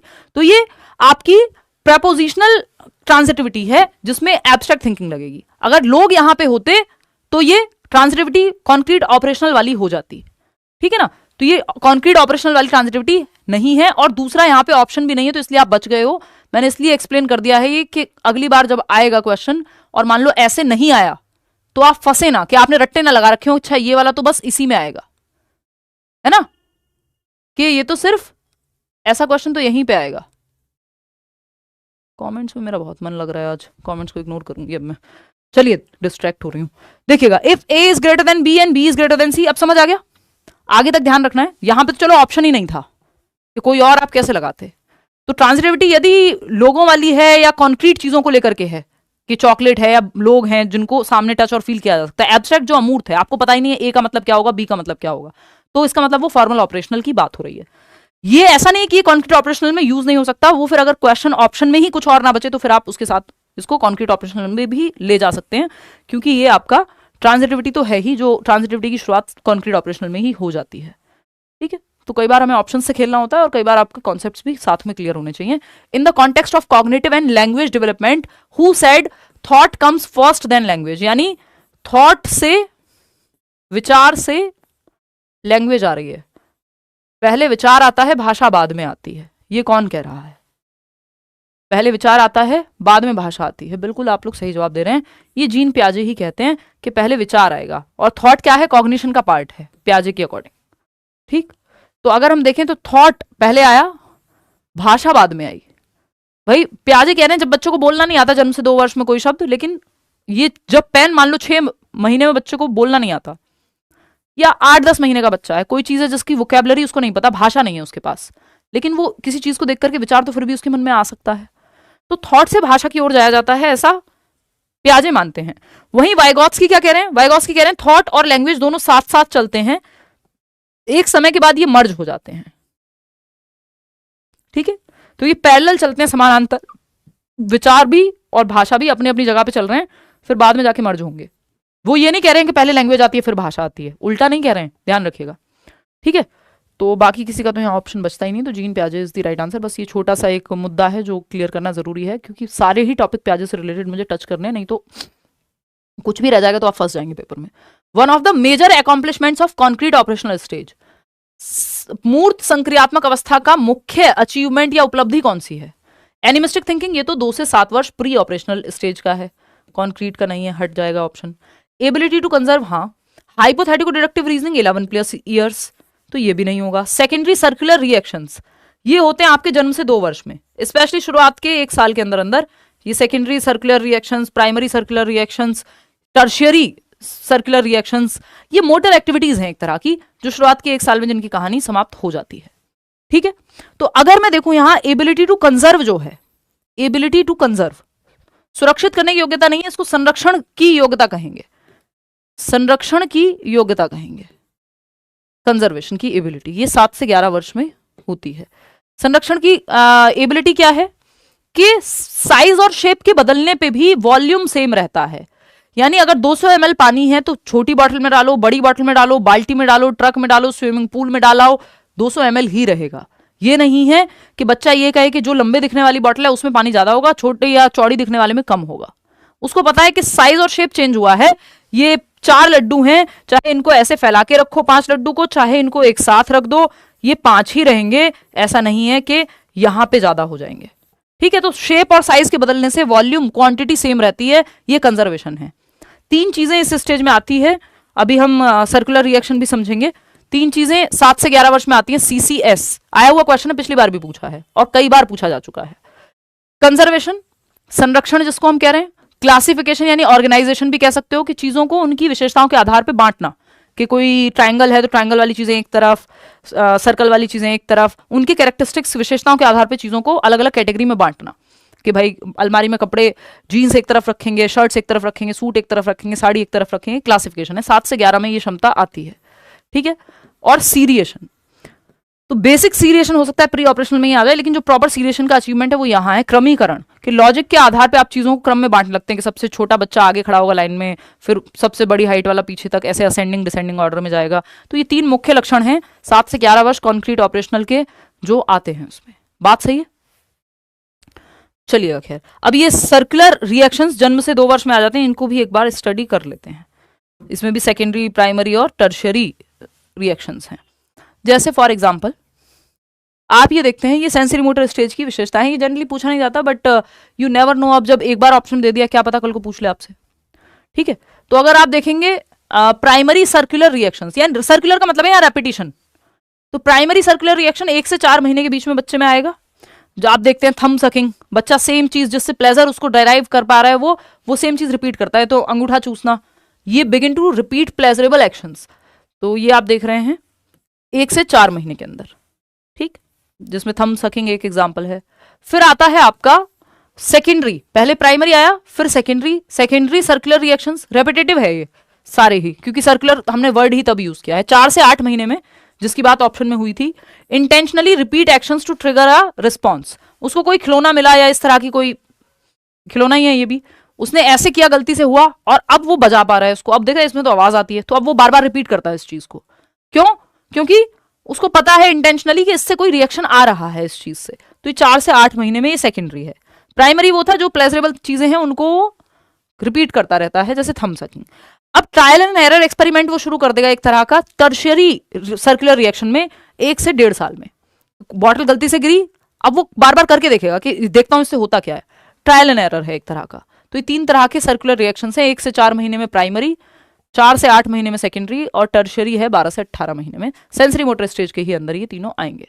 आते हैं क्वेश्चन नंबर 10 पे, देखिएगा, सही जवाब ढूंढिएगा फटाफट से, जल्दी से जवाब दीजिएगा, ज़्यादा समय अपने पास है नहीं, लेट तो हम ऑलरेडी है ही, आपको पता ही है, कई लोग कल दिन में करेंगे ये सवाल सॉल्व। देखिएगा, अगर हम देखें अ class of would be teachers, यानी टीचर ट्रेनीज हैं जो अपना BLED BTC DLED कर रहे हैं या B.Ed कर रहे हैं for that matter. A class of would be teachers were asked to write one critique of Piaget's theory. Paper 1 paper 2 दोनों ही लोग इसको प्रॉपरली देखेंगे, ये कोई अलग नहीं है, पियाजे की थियरी सबके लिए सेम है। तो क्रिटिक कौन सा सही है पियाजे की थियरी के बारे में, जो उनकी आलोचना है वो कौन सी सही है। आलोचना लगभग हर थियरी की आपको मिल जाएगी कि पियाजे की थियरी के बारे में क्या आलोचना की है लोगों ने, कि ये ऐसा नहीं है, ऐसा होना चाहिए था। तो पहला ऑप्शन है ऋतिका। ऋतिका एक वुड बी टीचर हैं, टीचर ट्रेनिंग है, मान लो B.Ed कर रही हैं, BTC कर रही हैं, वो कह रही हैं पियाजे missed the impact of the social environment and culture on cognitive development because he was so focused on the universal stages of cognitive development and biological maturation। कि पियाजे ने समाज और संस्कृति को उतना महत्व नहीं दिया जितना देना चाहिए था, क्योंकि उनका सारा ध्यान हेरिडिटी पे था, मैचुरेशन पे था, बायोलॉजिकल मैचुरेशन पे था, और कॉग्निटिव डेवलपमेंट की यूनिवर्सल स्टेजेस पे था। यूनिवर्सल स्टेज का मतलब होता है दुनिया में जो एक ही जैसी है स्टेज। ऐसा नहीं है अमेरिका में पियाजे की स्टेज अलग होंगी और इंडिया में अलग होंगी, सारी दुनिया में सेम होंगी, यानी यूनिवर्सल है। ये बात तो सही है। और उन्होंने कल्चर पे उतना फोकस नहीं किया, इस चीज का ये क्रिटिसिज्म है पियाजे का, कि जितना संस्कृति पे फोकस वाइगॉत्स्की ने किया, पियाजे ने नहीं किया। फिर आता है राधा क्या कह रही हैं, तो ये बात तो ट्रू है। राधा क्या कह रही हैं, हमको फॉल्स चाहिए, रॉन्ग। कौन सा एक क्रिटिक रॉन्ग है? कितने लोग हैं जो एक दे रहे हैं? 51% लोग। रॉन्ग की बात हो रही, गलत जवाब दे रहे हो, वेरी बैड। घूम गए जरा सा एक सवाल पूछते ही। देखो एक बार, Radha his theory is not based on observation of children from different cultures. यानी राधा कह रही हैं कि उनकी जो थियरी है वो डिफरेंट कल्चर्स पे बेस्ड नहीं है, जो कि कुछ हद तक बात सही भी है, क्योंकि उन्होंने सारे कल्चर तो नहीं स्टडी किए, स्विस बच्चों को स्टडी किया है, खुद के बच्चों पे उन्होंने अपने एक्सपेरिमेंट्स किए। समय क्या कह रहे हैं, पियाजे underestimated the abilities of children because of the task used during his experiments. कि जो टास्क है उसके चलते जो है उन्होंने कई ऐसे एक्सपेरिमेंट्स किए जिसमें अंडर एस्टिमेट हो गई बच्चों की क्षमताएं। ऐसा कहा जाता है कि प्री ऑपरेशनल स्टेज में के बच्चों की क्षमताओं को उन्होंने कम आंका, जबकि वो बहुत कुछ करने लगते हैं बच्चे। ठीक, फिर आता है डी ऑप्शन, अस्मिन ही has taken children only from 0 to 12 years of age. ये उन्होंने कहा है कि सिर्फ पियाजे ने सिर्फ 0 से 12 वर्ष तक की आयु के बच्चों को ही काउंट किया है। ये मैंने आपको भी बताया था, 11 एंड अबव से तो शुरू होती है फॉर्मल ऑपरेशनल स्टेज, खत्म नहीं हो जाती है। 11 years ऑनवर्ड्स, 11 साल और उसके बाद वाली स्टेज है फॉर्मल ऑपरेशनल, और कम से कम भी तो 11 से 15 है, आगे तक भी आप उसको ओपन एंडेड छोड़ सकते हैं। तो ये ऑप्शन तो बचता ही नहीं है, हमको रॉन्ग चाहिए था, रॉन्ग 4th ऑप्शन ही है सिर्फ, और रॉन्ग चाहिए था हमको, जो कि कितने लोग जवाब दे रहे हैं देखना जरा, है 29, तो सिर्फ 29% लोग सही जवाब दे रहे हैं। बाकी अगर आप फिर से पढ़ना चाहते हैं तो पढ़ सकते हैं कि पियाजे ने मिस किया impact social environment and culture का on cognitive development because he was so focused.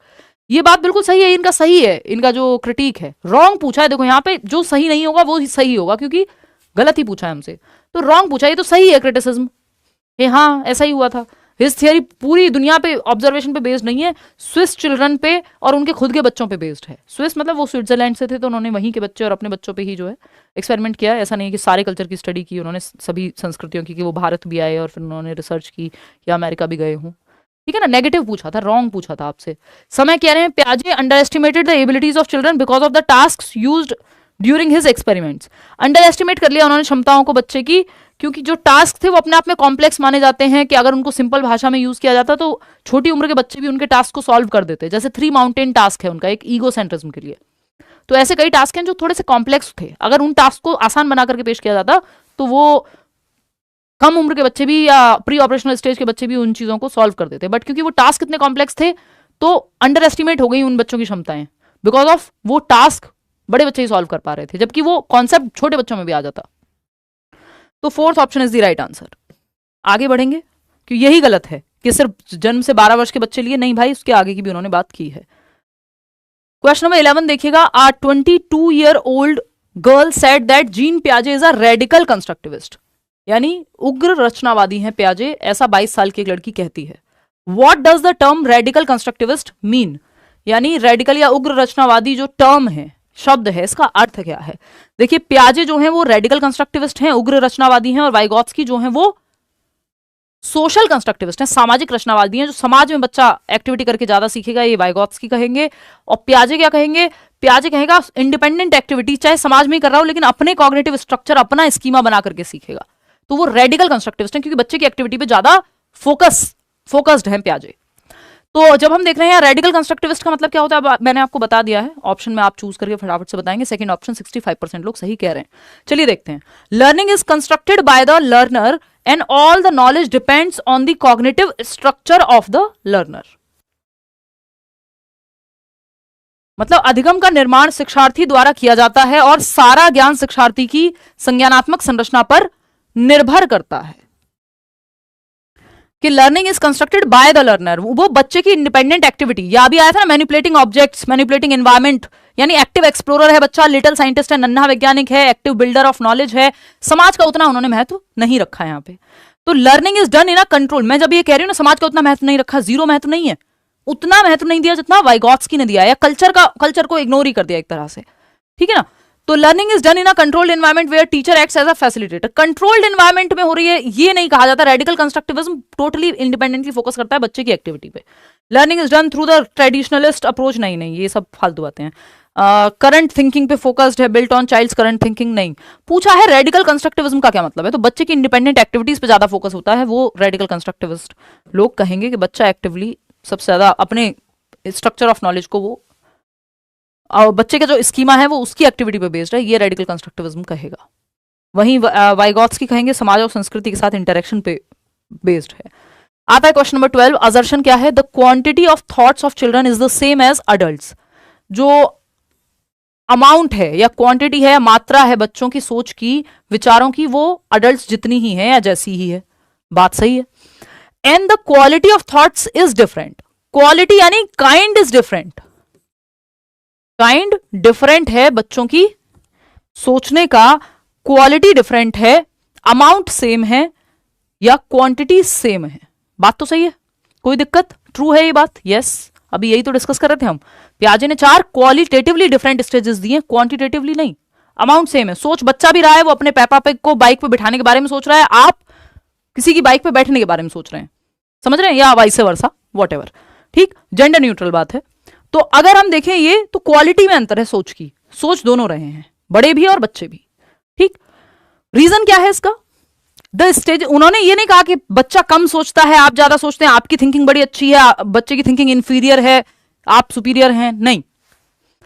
Reason क्या है इसका, the stages of Jean Piaget's are universal and invariant. ये बात भी सही है कि पियाजे की स्टेजेस यूनिवर्सल हैं, सार्वभौमिक हैं, ज्यादातर लोग जो भी स्टेज दे रहे हैं वो यूनिवर्सल ही होती हैं, चाहे वो कोहलबर्ग हो चाहे वो पियाजे हो, क्योंकि ऐसा तो है नहीं, कोहलबर्ग की स्टेजेस इंडिया में तो 4 हैं और अमेरिका में 5 हैं और यूरोप में 6 हैं, ऐसा तो नहीं है, 6 स्टेजेस हैं तो 6 ही हैं, चाहे आप अमेरिका में बैठ के पढ़ रहे हो कोहलबर्ग को, चाहे आप इंडिया में पढ़ रहे हो, चाहे आप अमेरिका में पढ़ रहे हो, है ना, मन करे पाकिस्तान में भी पढ़ सकते हो अगर पढ़ाई हो तो, ठीक। स्थिति खराब है ना वहां की एजुकेशन की। देखिए, तो अगर हम देखें Piaget's are universal and invariant, पियाजे की स्टेजेस तो यूनिवर्सल हैं भाई, सार्वभौमिक हैं, सेम है स्टेजेस, चाहे आप कहीं चले जाओ, किसी कजाकिस्तान में बैठे हो, अफगानिस्तान में बैठे हो, अफ्रीका में बैठे हो, यूरोप में बैठे हो, कहीं बैठे हो, पियाजे के स्टेजेस वही 4 स्टेजेस हैं, सिंपल बात खत्म। तो ये बात तो ट्रू है, तो पहली बात भी सही है और दूसरी बात भी सही है कि भैया बच्चे जो हैं सेम सोचते हैं बड़ों के जैसे, बस क्वालिटी का डिफरेंस है। यस, रीजन क्या दिया इसका? द स्टेजेस ऑफ जीन पियाजे आर यूनिवर्सल एंड इनवेरिएंट, यानी यूनिवर्सल स्टेजेस हैं, इनवेरिएंट हैं, अपरिवर्तनीय हैं, चेंज नहीं होती हैं। दोनों बातें सही हैं। जब दोनों बातें सही होती हैं तो हमारा तीसरा स्टेप क्या होता है? 3 स्टेप के क्वेश्चंस होते हैं, ये 3 स्टेप में सॉल्व कर सकते हैं हम। असर्शन रीजन हमने डिस्कस किया है ना, कि जब ए और आर दोनों सही हैं तो अब ये देखना है ये आर ए के लिए सही है कि नहीं है, ये राहुल जो है ये अमृता के लिए सही है कि नहीं है, आई मीन ये ए के लिए सही है कि नहीं है। ठीक है, तो यहां पे पता लगता है कि ये कुछ अपनी गा रहा है और ये कहीं और की कहानी चल रही है, दोनों एक दूसरे की बात ही नहीं कर रहे। रीजन में जो कहा गया है वो स्टेटमेंट से एकदम अलग है। वहां कहा गया था क्वालिटेटिवली अंतर अलग है स्टेजेस, ये कह रहे हैं यूनिवर्सल स्टेजेस हैं, रीजन तो बताया ही नहीं। तो दोनों सही हैं, दोनों अपनी अपनी जगह सही हैं, एक दूसरे के लिए सही नहीं है। Breakup, A and R are true but R is not the correct explanation of A, simple, fourth option. गलत जवाब आप लोगों ने 55% लोगों ने खुशी खुशी दिया है। इसमें आपको जो है 2 बार सोच लेना चाहिए, क्योंकि हमें आदत हो गई है ए और आर सही हैं तो दोनों एक दूसरे के लिए भी सही होंगे। रट्टाफिकेशन है ये, रोट लर्निंग कर रहे हो, गड़बड़ है, फंस जाओगे क्वेश्चन में। क्वेश्चन नंबर 13 देखिएगा। क्वेश्चन नंबर 13 है, one of the main characteristics of pre operational thought, 2 से 7 वर्ष, 2 to 7 years ऑफ एज की कैरेक्टरिस्टिक की बात हो रही है।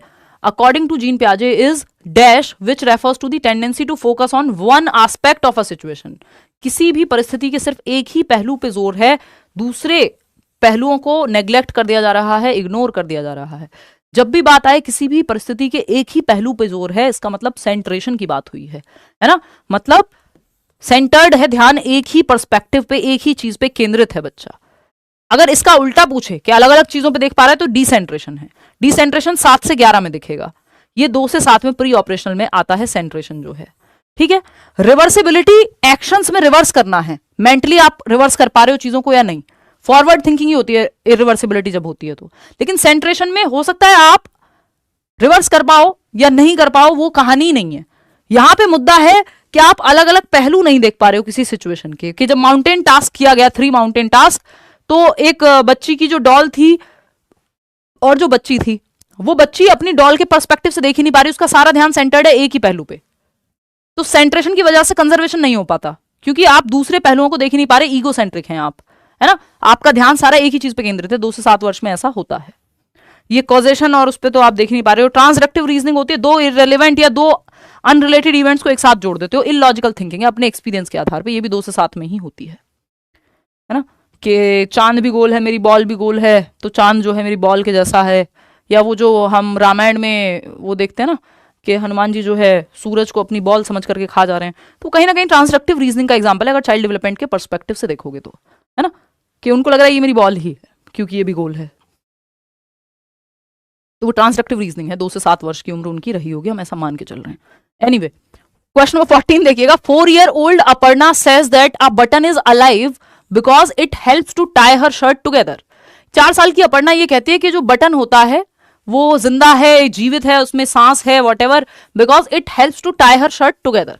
भाई कि मैं ये कहूं कि ये चेन जो है, ये जिप जो है, ये अपने आप में इसमें ताकत है, जान है और ये जिंदा है। क्यों? क्योंकि इससे ये जैकेट बंद हो जाती है। तो आपको लग रहा होगा क्या हो गया, आपको दवाई ववाई नहीं ली क्या आज, है ना, इस तरह की बातें आप करने लग जाओगे, जो कि कोई बुरी बात नहीं है ना। तो अगर हम देखें, मतलब दवाई लेना कोई बुरी बात नहीं है, मगर मजाक उड़ाना बुरी बात है। एनीवे, तो अगर हम देखें यहाँ पे, तो 4-year-old Aparna says that a button is alive because it helps to tie her shirt together. मतलब बच्चा क्या कह रहा है कि ये जो बटन है ये जिंदा है। क्यों? क्योंकि इसकी शर्ट को बांधने में ये मदद करता है। यानी बच्चे में अपनी एक बटन में अपनी एक जान है कि इस पेन अगर गिरेगा तो इसको चोट लग जाएगी। अगर मैं ये कहने लग जाऊं तो क्या होगा, मैं एनिमिस्टिक थिंकिंग कर रही हूं, यानी मैं सजीववादी चिंतन कर रही हूं कि मुझे लग रहा है कि निर्जीव चीजों में, नॉन लिविंग ऑब्जेक्ट्स में भी सांस है या जान है, या वो अपनी कोई सोच रखते हैं। निर्जीव को सजीव समझ रही हूं। 2 से 7 वर्ष में ही ऐसा होता है। ट्रांसडक्टिव रीजनिंग तब होती है जब फॉल्स रीजनिंग हो, इलॉजिकल रीजनिंग हो या इंट्यूटिव रीजनिंग हो, कि मेरा मन कर रहा है, अच्छा पापा आए तो बारिश आई, पापा 2 बारिश लेकर के आते हैं, 2 अनरिलेटेड इवेंट्स हैं, जोड़ दिया लेकिन दिमाग ने, ठीक है ना, कि चंदा को मामा बना दिया, ट्रांसडक्टिव रीजनिंग है। सेंट्रेशन एक ही चीज पे जब ध्यान केंद्रित हो। हाइपो, अब आपको समझना है कि अगर एक ही चीज पे ध्यान केंद्रित करा दिया क्वेश्चन की लैंग्वेज ने तो सेंट्रेशन, नॉन लिविंग को लिविंग बना दिया तो एनिमिस्टिक थिंकिंग। नहीं तो इन सब में बहुत छोटी छोटी कॉमनैलिटीज हैं, समानताएं हैं, आप फंस सकते हैं अगर आप कीवर्ड पे ध्यान नहीं देंगे यहाँ पे। तो फिर आपको लगेगा यार सेंट्रेशन में भी तो ऐसा हो सकता है, हो तो बहुत कुछ सकता है। हाइपोथेटिकल डिडक्टिव रीजनिंग तो 11+ साल बाद आएगी, वो तो हायर लेवल थिंकिंग है। तो ये दो एनिमिस्टिक थिंकिंग है। और इसमें एक क्वेश्चन भी आता है कि आरू एक बच्ची, उसको लगता है इस रस्सी मेरे पैर में अटक जा रही है, वो भी एनिमिस्टिक थिंकिंग है। क्वेश्चन नंबर 15 देखिएगा, as per Jean Piaget's theory of cognitive development which of the following ability distinguishes concrete operational thinking from pre operational thinking. 2 से 7 वर्ष की जो उम्र है प्री ऑपरेशनल स्टेज की, और कॉन्क्रीट ऑपरेशनल 7 से 11 वर्ष में, यानी पियाजे की जो दूसरी और तीसरी स्टेज है, SPCF की बात हो रही है ना, तो ये प्री ऑपरेशनल को कौन सा एक विचार है जो कॉन्क्रीट ऑपरेशनल से अलग करता है? सिंपल सवाल हमसे ये है, मुख्य डिफरेंस क्या है, दोनों स्टेजेस की क्वालिटी में क्या अंतर है, जिससे आपको पता चलेगा कि बच्चा प्री ऑपरेशनल में है कि कॉन्क्रीट ऑपरेशनल में है। 67% लोग सही जवाब इसमें आई थिंक दे ही रहे हैं। देखिए, कोऑर्डिनेशन ऑफ सेंसेस तो जन्म से 2 वर्ष में ही हो जाएगा। हाइपोथेटिकल रिडक्टिव रीजनिंग 11+ ईयर्स में। ऑब्जेक्ट परमानेंस जन्म से 2 में। तो अगर एलिमिनेशन से जाओगे तो आसानी से आप डिसेंट्रेशन तक पहुंच जाओगे। वैसे भी यही है, ये और इरिवर्सिबिलिटी 2 मुख्य अंतर हैं। दोनों एक साथ नहीं देगा, क्वेश्चन फिर कैसे पूछा है उस पर डिपेंड करेगा। ठीक है, चलिए आगे बढ़ेंगे। क्वेश्चन नंबर 16, ये भी कराना जरूरी है ना, पूछ लेता है अलग अलग बार। क्वेश्चन नंबर 16 देखिएगा, अकॉर्डिंग टू जीन पियाजे role of the teacher is to. Teacher का क्या रोल है? ऑप्शन ए है provide opportunities to create disequilibrium. भाई टीचर का रोल यानी बच्चे को एक्टिव रखना है, डिसइक्विलिब्रियम क्रिएट हो ऐसी सिचुएशन क्रिएट करना ताकि बच्चे अपना स्कीमा को अडेप्ट कर सके। बात तो सही है, कॉन्फ्लिक्टिंग सिचुएशन कई बार आप दे सकते हो ताकि डाउट्स क्लियर हो।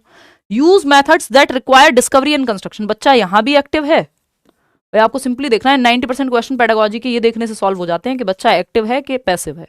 जिन ऑप्शन में बच्चा एक्टिव है वो ऑप्शन सही है। कि असंतुलन पैदा करने के अवसर देना, यानी जहां बच्चे को नए स्कीमा बनाने पड़े, पुराने सिचुएशन जो सीखा है उसमें कंफ्यूजन हो ताकि क्लैरिटी आए। डिसइक्विलिब्रियम के बाद क्या होगा? अडेप्ट करना पड़ेगा, या तो पुरानी स्कीम में फिट करना पड़ेगा, एकोमोडेट करना पड़ेगा, या सिमुलेट करना पड़ेगा। ठीक है ना, तो उन तरीकों का उपयोग करना जिनमें खोज और निर्माण की आवश्यकता होती है। ये भी बात सही है, बच्चा एक्टिव है। Focus on product rather than process. उल्टा होगा, जो भी व्यक्ति एक्टिव रखने की बात करेगा बच्चे को, प्रोसेस पे फोकस कराएगा कि भाई आप सीखने की प्रक्रिया पे फोकस करो। कल मैंने आपको यही कहा था 1 मंथ स्ट्रेटजी में कि आप तो प्रोसेस पे फोकस करिए। अगले 1 महीने तक आपको जितना हो सके पढ़िए, आप सारी मैराथन देखिए, नोट्स पढ़ लीजिए, रात के 9 बजे के सेशन सारे लीजिए, है ना। आप तो प्रोसेस पे फोकस करिए कि मैं कितना पढ़ सकता हूं, बजाय कि ये सोचे कि मैं तो फेल हो जाऊंगा, अब तो टाइम नहीं है, अब तो 1 ही महीना है, अगली बार देखेंगे, फलाना ढिमकाना ब्ला ब्ला। कुछ नहीं, आपको आपका ध्यान प्रोसेस पे होना चाहिए, प्रोडक्ट पे नहीं कि कितने नंबर आएंगे। अब वो समय नहीं है, वो गया समय। आपको आज मेहनत करनी है प्रोसेस पे, हर दिन आप मेहनत कर रहे हो, प्रोसेस पे फोकस रहे तो बच्चा एक्टिव है। प्रोडक्ट तो रट्टाफिकेशन हो जाएगा, तो ये तो रॉन्ग है। Give lectures to students for ease of learning. बच्चों को लेक्चर दे दो। लेक्चर मतलब direct teaching, direct instruction. Direct instruction या आपके जिसको हम कहते हैं दिमाग में भर देना, डायरेक्ट एक्सपोजिटरी टीचिंग, इन सब के खिलाफ है पियाजे। इसमें बच्चा पैसे हो जाएगा, आप दिमाग में भर देंगे, जबकि पियाजे की थियरी में बच्चा एक्टिवली कंस्ट्रक्ट करेगा नॉलेज को। तो ये दोनों नेगेटिव हैं, ए और बी बोथ सही होंगे, जो कि 69% लोग सही दे भी रहे हैं जवाब। Only A and B, only A and B, बात सही है। बाकी के दोनों ठीक नहीं हो सकते। देखिए, डिसइक्विलिब्रियम के अवसर प्रदान करने का मतलब ही नहीं हर टाइम डिसइक्विलिब्रियम में रखना है बच्चे को। डिसइक्विलिब्रियम का सिंपल मतलब है भाई, अगर हम ऑप्शन में आपने उसको बताया नहीं, जैसे वो नाइव कॉन्सेप्शन वाला एग्जांपल होता है कि मैं बहुत बार लेती हूँ ये एग्जांपल, कि बच्चे के दिमाग में ये है कि पानी तो अलग अलग रंग का होता है, तो आपने अलग अलग रंग का पानी दिखाया और एक्चुअल में फिर बाद में बताया कि भाई वाटर इज कलरलेस, पानी का अपना कोई रंग नहीं होता। जब आप और उसके दिमाग में एक कॉन्फ्लिक्ट पैदा होगा कि यार मैंने तो देखा है अलग अलग रंग का पानी। अब डिसइक्विलिब्रियम क्रिएट हुआ। अब डिसइक्विलिब्रियम से क्या होगा? वो अपडेट करेगा अपनी नॉलेज को, एकोमोडेट करेगा, स्कीमा में चेंज लाएगा, विच इज गुड। ऐसी तो हम नई चीजें सीखते हैं। अगर मैं आपको कोई क्वेश्चन आज ऐसा कराऊं ही ना जिसमें कंफ्यूजन क्रिएट ही ना हो, तो फिर आप कैसे अपनी नॉलेज को अपडेट करोगे? तो ये एक बात हो गई। क्वेश्चन नंबर 17 देखिएगा, ये क्या कहता है? After getting out. ये तो बिल्कुल प्यारा सा क्वेश्चन, लेकिन हमें करना है क्योंकि आ ही जाता है इस तरह का क्वेश्चन घुमा फिरा के। देखिए, वो क्वेश्चंस भी मेरी ऐड करना जिम्मेदारी है, चाहे वो आसान हो, बट जो बहुत ज्यादा रिपीट होते हैं, है ना, क्योंकि वो आपकी आंखों के सामने से निकलना बार बार जरूरी है। फटाफट से जवाब दीजिएगा, इसमें हम समय नहीं लेंगे, ये तो आसान सवाल है, फिर भी कम ही लोग सही जवाब दे रहे हैं। After getting out in the game due to the rope getting stuck in her leg while jumping, Aru says that the rope deliberately got her out.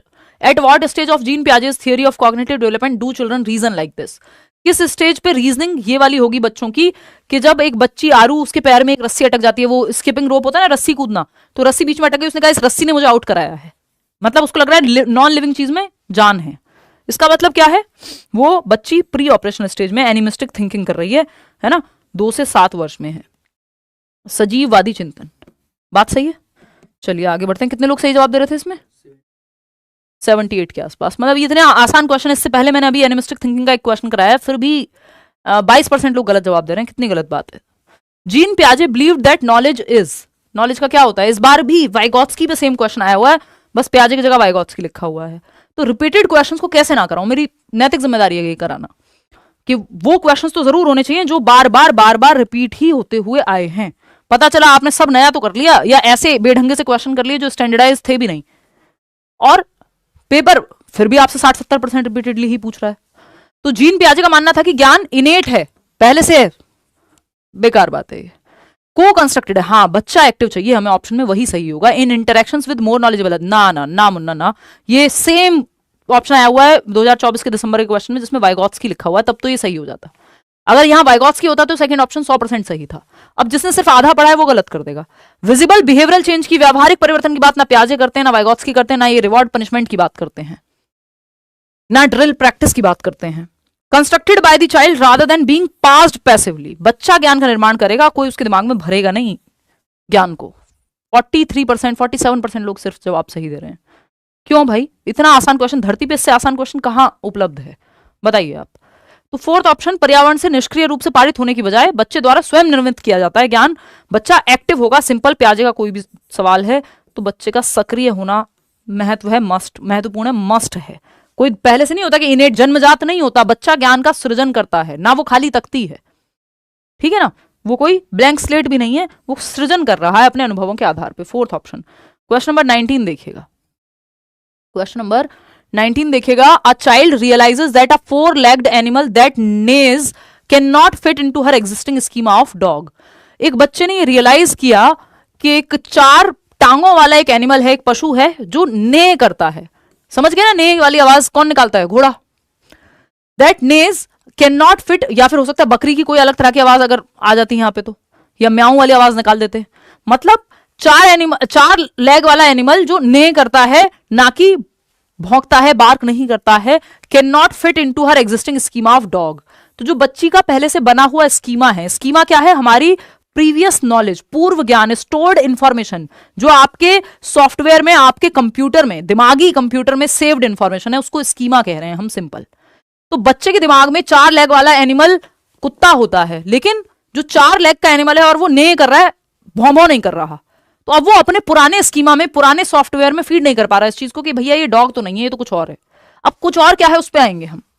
What process will she undertake to fit this new information into her schema. अब वो कौन सी process के through जाएगी बच्ची, to fit this information, to fit this new information into her schema. यानी एक बच्चे को एहसास होता है कि एक 4 पैरों वाला जानवर जो हिनहिनाता है, उसकी मौजूदा स्कीमा कुत्ते में फिट नहीं होता, जो एग्जिस्टिंग स्कीमा है कुत्ते का उसमें फिट नहीं हो सकता, नया स्कीमा बनाना पड़ेगा। इस नई जानकारी को अपनी स्कीमा में फिट करने के लिए वह कौन सी प्रक्रिया अपनाएगी। अच्छा सवाल है, चक्कर आएंगे इसमें कई लोगों को, है ना। डिसइक्विलिब्रियम की प्रक्रिया, भाई उस यहां कहा गया है कि इस प्रोसेस जो अंडरटेक होगी to fit in this new information, ये नहीं कि क्या होगा, डिसइक्विलिब्रियम होगा, ये नहीं पूछा आपसे, ये पूछा है कि ये इंफॉर्मेशन को फिट इन करने के लिए कौन सी प्रक्रिया अपनाई जाएगी, नई इंफॉर्मेशन को फिट इन करने के लिए। होम्योस्टेसिस, ना मुन्ना ना। फिर क्या होगा, सब अलग अलग जवाब जो है इसको दे रहे हैं, दिखाना जरा, सब अलग अलग। 60% लोग कह रहे हैं सेकंड ऑप्शन, और 24 कह रहे हैं थर्ड ऑप्शन। बहुत ही बढ़िया, कितनी कमाल की आपकी बात है ये, अभी बात करेंगे इस पे।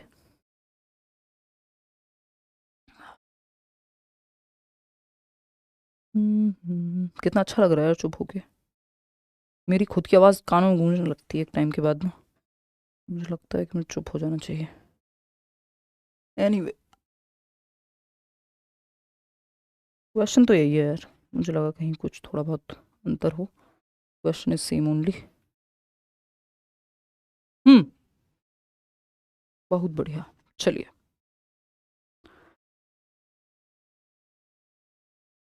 स्काई डाइविंग की वीडियो हो नहीं पाया यार स्काई डाइव। आप लोगों की नज़र लग गई, आप लोगों ने इतना कमेंट्स में भर दिया कि आप स्काई डाइव मत करो, आपको कुछ हो गया तो हमें कौन पढ़ाएगा, है ना। तो अगर एनर्जी, नज़र, ये सब चीज़ें होती हैं तो वो लग गई। मैं गई स्काई डाइव के लिए प्रॉपर तैयार होकर के 29 तारीख को, 29 दिसंबर को, और उन्होंने कहा कि आज तो स्काई डाइव कैंसिल है, जो भी वो इंग्लैंड की मैडम थी, है ना, उन्होंने कहा कि स्काई डाइव तो कैंसिल है बिकॉज ऑफ बैड वेदर। मैंने कहा जी क्या हुआ एग्जैक्टली, बैड वेदर में हुआ क्या है ये बताओ, मुझे तो ठीक लग रहा है सब। उन्होंने कहा स्ट्रॉन्ग विंड्स हैं और बहुत ज़्यादा तेज़ हवाओं के चलते आज स्काई डाइव कैंसिल कर दी गई है और 4 जनवरी तक कोई फ्री स्लॉट नहीं है, और मुझे 4 जनवरी की सुबह ही वहाँ से फ्लाइट लेके दुबई से वापस आना था इंडिया। तो हेंस प्रूव्ड, जो भी कहें, कंक्लूजन ये है कि स्काई डाइव नहीं हो पाई। आप लोगों का शुक्रिया, अगली बार जाऊंगी तो मैं आप पे डाल देती हूँ ये, है ना, ये मैं ईगो सेंट्रिक होकर के या एनिमिस्टिक थिंकिंग करके आप पे डाल देती हूँ। अगली बार जाऊंगी तो स्काई डाइव करके आऊंगी, बात खत्म। एनीवे, तो इसमें एसिमिलेशन और एकोमोडेशन अलग अलग जवाब आप लोग दे रहे हैं। 60% लोग सेकंड ऑप्शन कह रहे हैं, जो कि सही भी है। चलिए समझते हैं क्या कहानी है। A child realises that a 4-legged animal, एक 4 पैरों वाला जो है एनिमल है, that neighs can not fit into her existing schema. अब वो ने करता है और वो अपने स्कीमा में उसको फिट नहीं कर सकती डॉग के स्कीमा में, क्योंकि ये कुछ और है, क्या है हमें नहीं पता। What process will she undertake to fit this new information into her schema. ये नई इंफॉर्मेशन को फिट करने के लिए क्या करना होगा, पुरानी इंफॉर्मेशन में चेंज करना होगा। अब इस पुरानी इंफॉर्मेशन में चेंज करना मतलब मॉडिफिकेशन लगेगा।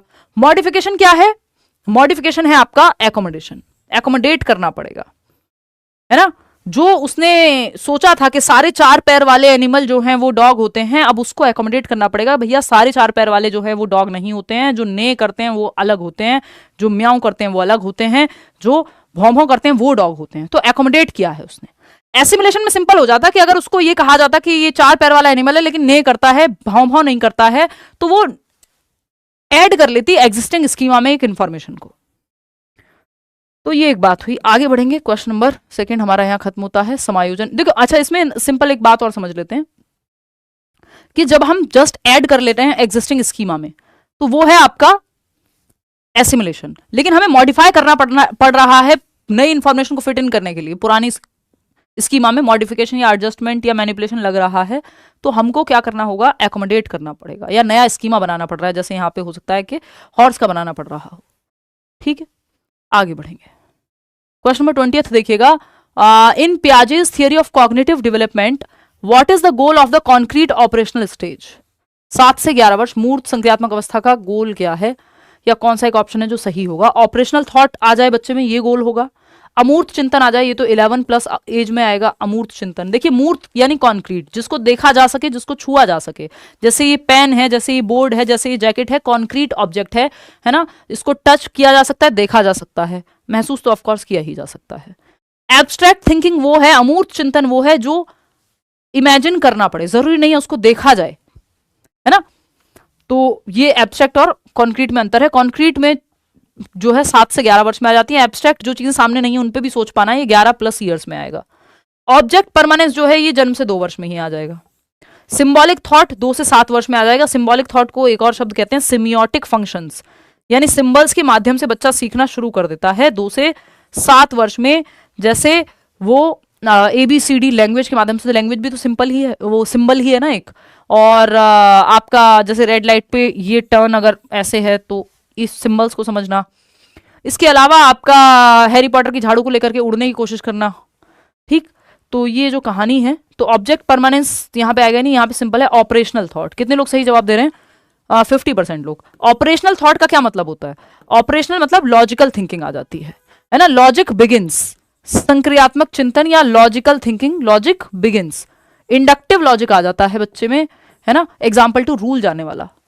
अगर आप देखोगे तो मूर्त संक्रियात्मक अवस्था में लक्ष्य क्या है, तो संक्रियात्मक चिंतन डेवलप करना, यानी ऑपरेशनल थिंकिंग, यानी लॉजिकल थिंकिंग आ जाए। पियाजे की पूरी थियोरी में ही जहां जहां ऑपरेशनल वर्ड यूज हुआ है उसका मतलब ये लॉजिक। तो प्री ऑपरेशनल मतलब लॉजिक से पहले की अवस्था, और कॉन्क्रीट ऑपरेशनल मतलब ऑपरेशनल स्टेज भी आप इसको कह सकते हो, यानी लॉजिक वाली अवस्था। फॉर्मल ऑपरेशनल मतलब लॉजिक के परे एब्स्ट्रैक्ट थिंकिंग वाली अवस्था। खैर आगे बढ़ेंगे नेक्स्ट क्वेश्चन पे। क्वेश्चन नंबर 21 देखिएगा, क्या कहता है क्वेश्चन नंबर 21। ये कहता है which of the following statement correctly describes the difference in point of view of Vygotsky and पियाजे in terms of learning and development. Vygotsky और पियाजे अधिगम और विकास के बारे में क्या सोचते हैं? इन दोनों की थिंकिंग लैंग्वेज एंड थॉट को लेकर के अलग है, लर्निंग एंड डेवलपमेंट को लेकर के अलग है, तो आपको फटाफट से बताना है। कोई कह रहा है what is seated, good morning, happy birthday, बताएंगे 8 फरवरी की बात।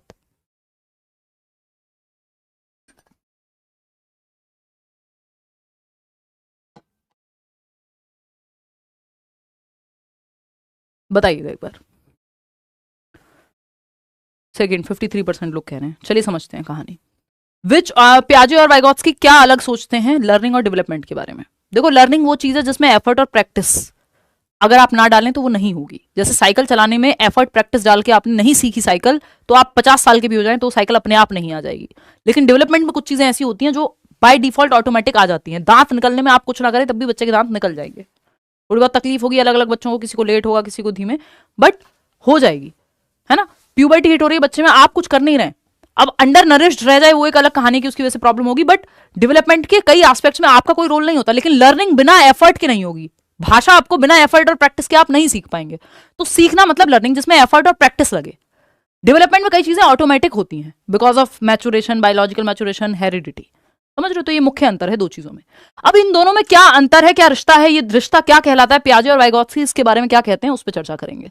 ठीक, तो अगर हम देखें वाइगॉत्स्की की बात करें तो वाइगॉत्स्की कह रहे हैं डेवलपमेंट, ये आपको सही पहचानना है कि कौन सा एक सही है, इसमें कई फालतू बातें लिखी होंगी जो सही नहीं होंगी। वाइगॉत्स्की कहते हैं कि डेवलपमेंट प्रोसीड्स लर्निंग। देखिए, जो स्टेजेस की बात नहीं करता वो डेवलपमेंट स्टेजेस में होगा, इसकी बात तो करते नहीं है। वो तो कहते हैं लर्निंग से डेवलपमेंट होता है, एलडी लर्निंग से डेवलपमेंट होता है एज पर वाइगॉत्स्की। ये गलत हो जाएगा। पियाजे कह रहे हैं लर्निंग प्रोसीड्स डेवलपमेंट, उल्टा होता है इसका। कितने लोग सही जवाब दे रहे हैं इसमें? 64% लोग बी कह रहे हैं, जो कि गलत ही है। वाइगॉत्स्की कहते हैं learning takes place in a socio cultural environment, ठीक है। पियाजे कह रहे हैं heredity is vital for development of learning, विकासात्मक अधिगम के लिए या अधिगम के विकास के लिए आनुवांशिकता महत्वपूर्ण है।